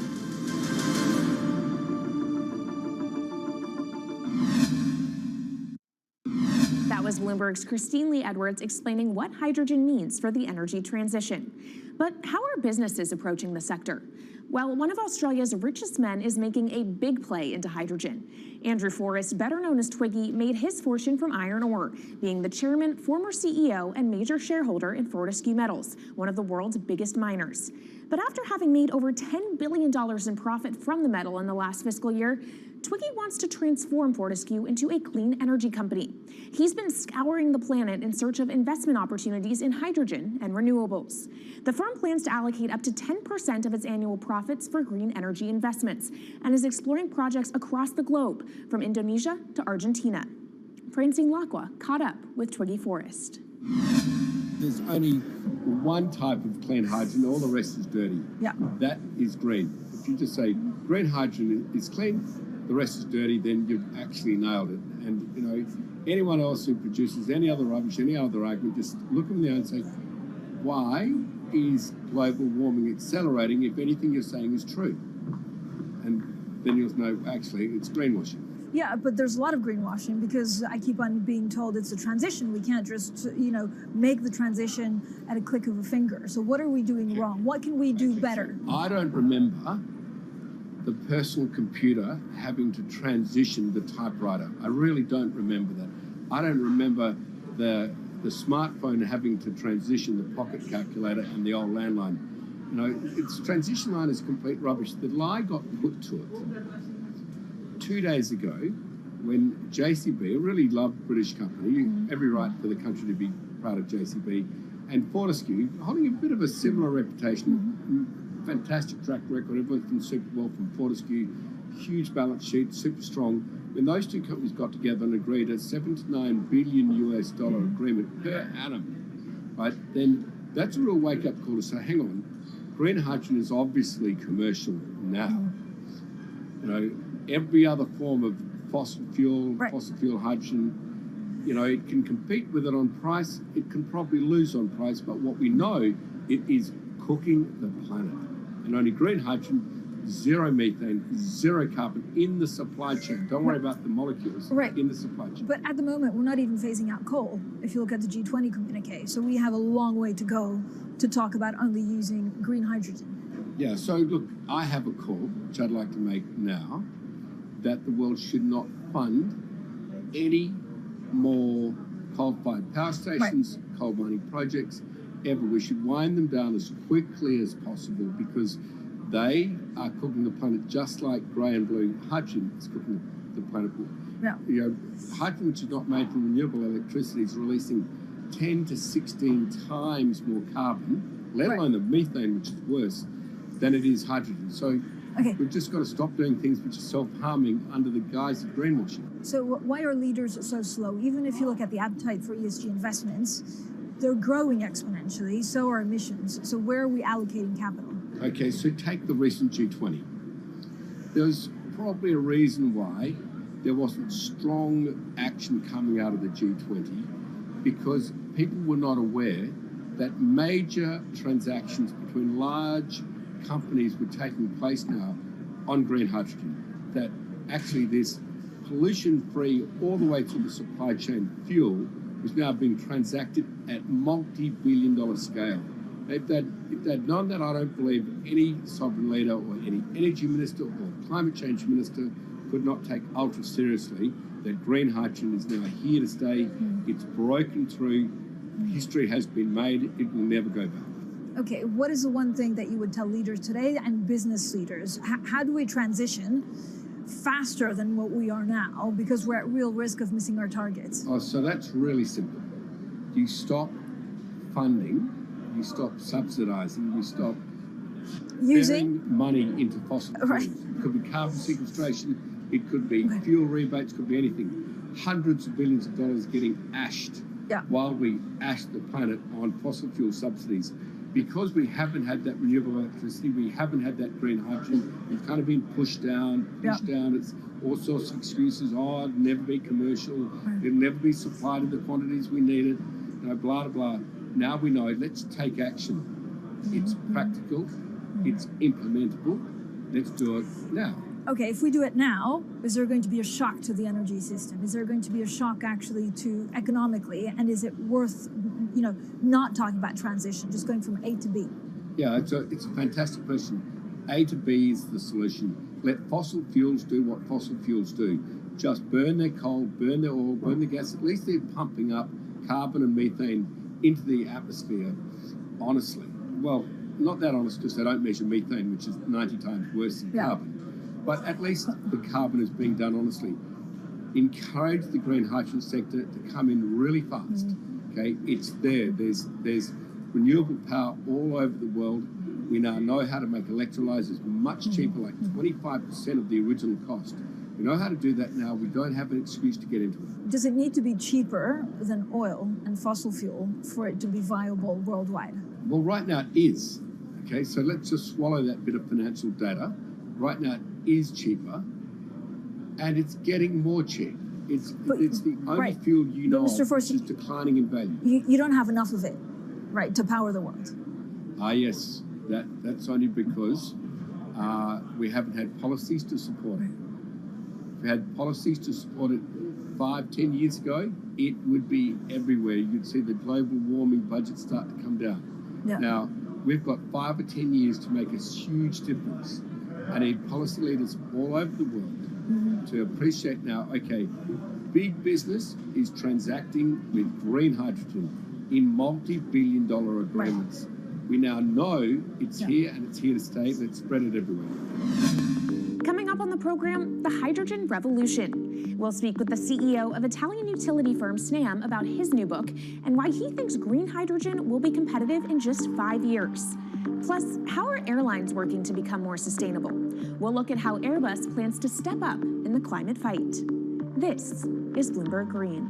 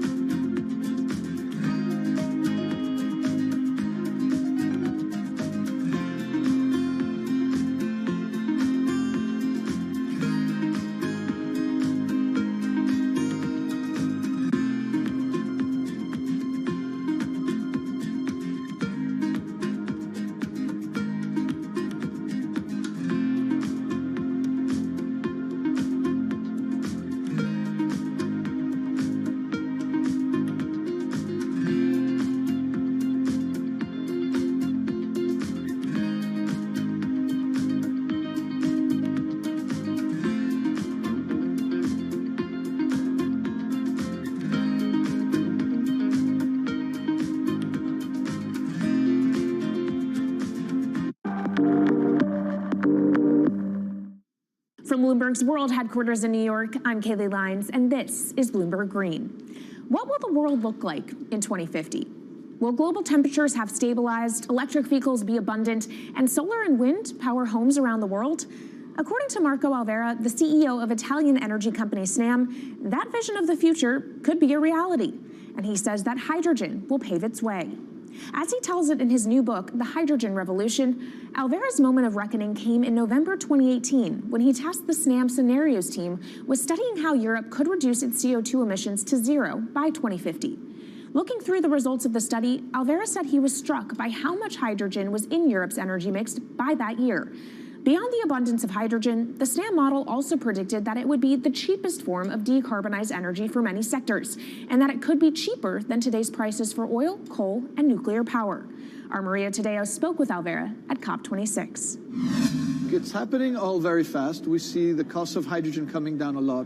Hydrogen will play a big role in the energy mix. I don't know if it's going to be 15 or 25% of a fully decarbonized energy system, but it's going to be big. Costs are coming down, and people are waking up to the fact that it's the only way to decarbonize certain sectors, the so-called hard-to-abate sectors. And you say it's the only way and the costs are coming down. Where do you see prices moving? Because a lot of the reticence at times has to do with the pricing, that some argue, well, it's still not the cheapest option on the market.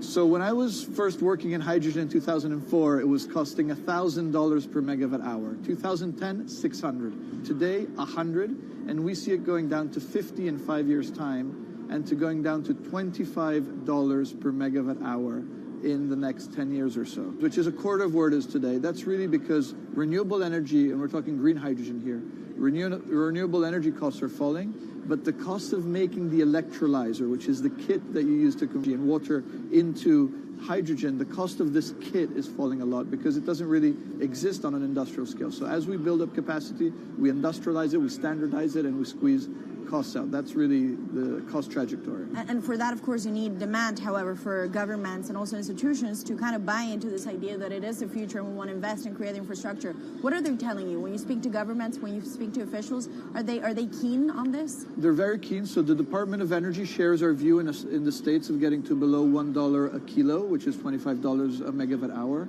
The European Union has a hydrogen strategy, which is very clear, and several member states have the same. Chile wants to export a lot of hydrogen. China's big on hydrogen. Australia is very big on hydrogen. Japan is blending already hydrogen. So I would say the world is now really focused on this because it's the only way to store energy for a long period of time, economically, is to convert it into either a liquid or a gas. And of course, you talk about the price, but the other big component is the volume. You know, how big can you go? Where do you see that on a time scale? So wherever it's sunny or windy, you can produce very cheap hydrogen eventually. And so compared to oil and gas, which are concentrated in few parts of the world, it's going to be very democratic from that point of view. So every sunny place, every desert, every ocean wind can be turned into hydrogen that we can put on ships, in pipes, and really start trading it around the world. So it's going to happen a lot faster than a lot of people think. So, and when you say a lot faster, what is that in time? As I said, $50, which is essentially oil parity within 5 years. And then, depending on how quickly we ramp it up after that, we could get to $25, which is coal parity before the end of the decade. And in big scale. In big scale, because once you get to coal parity, that's the only way we're going to get China and India to stop burning new coal.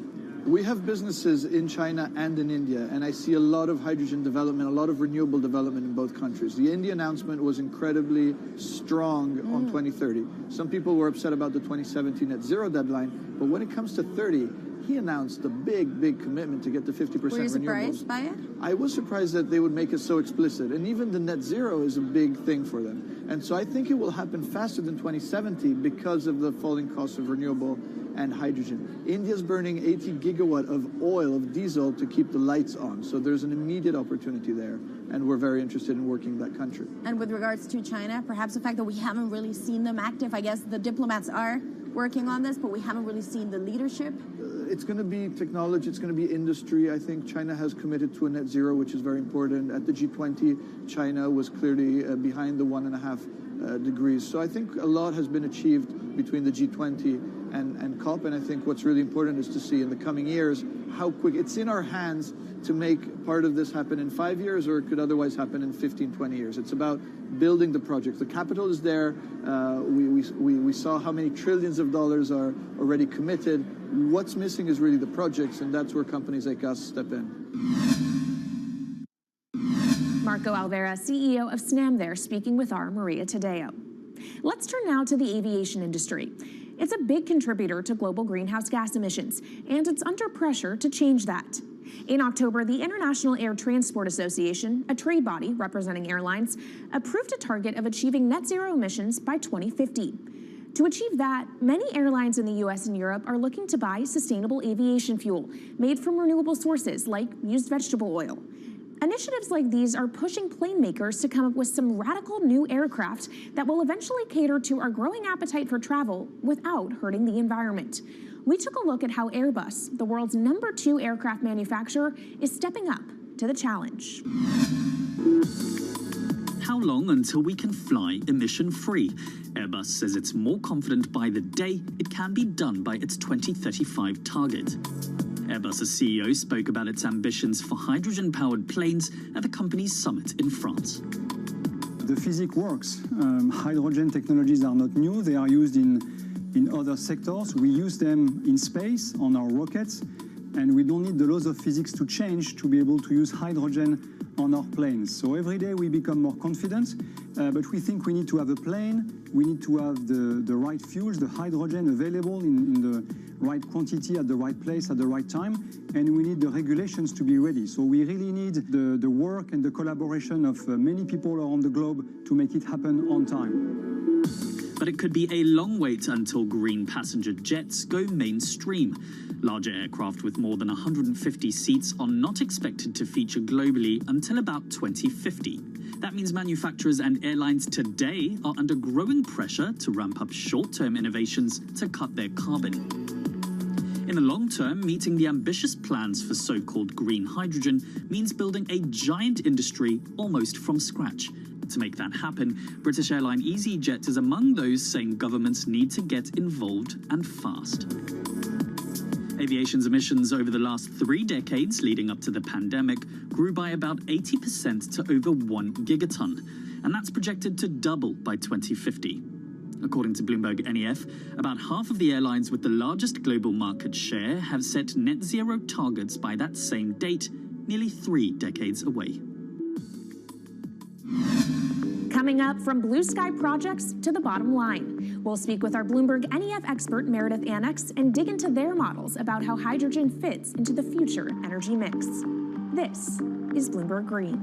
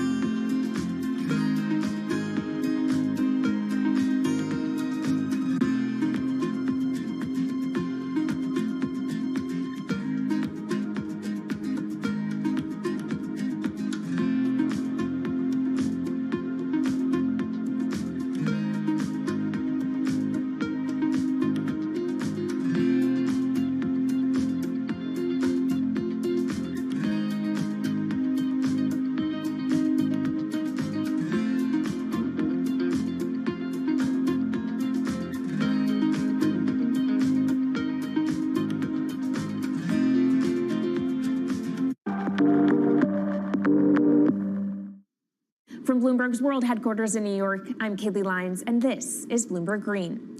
Now let's bring in Meredith Annex, our Bloomberg NEF hydrogen specialist, to talk more about how hydrogen could change the energy landscape. So Meredith, what place do you think hydrogen is likely to have in the future energy mix globally? Hydrogen's this incredible solution for us as we look to decarbonize because it's a perfect solution in areas that are hard to electrify. So where we like to think about hydrogen playing a role, it's in things like heavy industry, especially where you need a feedstock as well as energy source, and in things like dispatchable power, long-haul transport, maybe even shipping and aviation. That sounds great that it can be used for such diverse industries. At the end of the day, though, how much is this going to cost? Well, that's the amazing thing about hydrogen, because depending on how you make it, it can actually see significant cost declines in the future. So when we're talking about clean hydrogen, we usually mean green hydrogen produced from renewable electricity. And in that case, your hydrogen is almost as cheap as the renewables that are used to make it. So if you're in a place with really good renewable resources, you'll be able to have cheaper hydrogen. But even in places with less good resources, we think that hydrogen can be cheaper than $1 per kilogram, which is the price of unabated hydrogen today, and around $8 per million BTUs for those who prefer to think in energy units. And that can be achieved anywhere in the world by 2050, we believe. All right, so let's talk about kind of the pros and cons list. I don't know where cost fits into that, but what are the advantages to hydrogen over other renewables, and then what are the drawbacks? Yeah, main advantage is the fact that hydrogen can serve roles that electrons struggle with.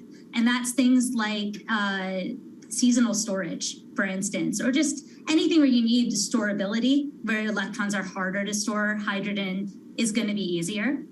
That also leads to a downside, though, because hydrogen is less energy dense than the usual things that we use for storable energy today, like coal or oil or natural gas. So you will need more volume of storage to handle the same amount of energy. Let's talk about the viability as well and how it may differ in different geographies. What is your view on that? Yeah, so for green hydrogen, again, from renewable electricity, really places with the best renewable resources, things like Latin America or the Middle East, even Southern Europe, have really, really good potential for producing hydrogen. And then when you're looking at blue hydrogen, which is produced from natural gas or coal with carbon capture and storage, we do see that becoming more expensive than green hydrogen in the future, especially as renewable electricity costs come down. But that can be a viable option in places like the US Gulf Coast or Russia, where you've got good geological storage for the carbon, as well as ample natural gas that's quite cheap.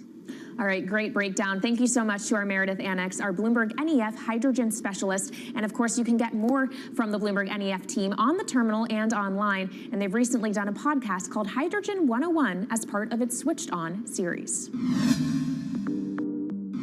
So from iron ore titans pivoting to cleaner energy to talk of a hydrogen revolution, that's it from this week's edition of Bloomberg Green. We'll be back next week with a deep dive into the state of electric vehicles. And you can keep the conversation going by following us on YouTube, Instagram, and Twitter @Climate. I'm Kaylee Lyons from Bloomberg's World Headquarters in New York, and this is Bloomberg Green.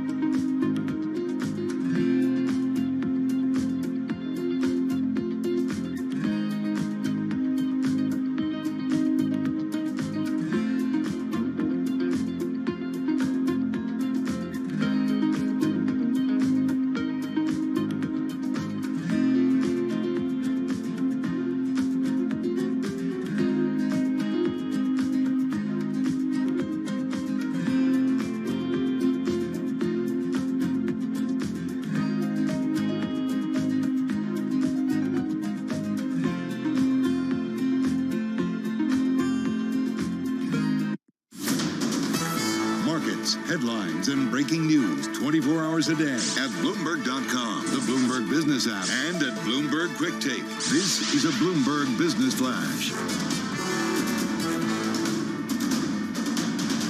From Bloomberg World Headquarters, I'm Charlie Pellet. A 714-point drop right now for the Dow Jones Industrial Average. Lows of the day, familiar themes for investors, disappointing corporate results, and prospects for aggressive interest rate hikes weighing on sentiment. Again, we've got the Dow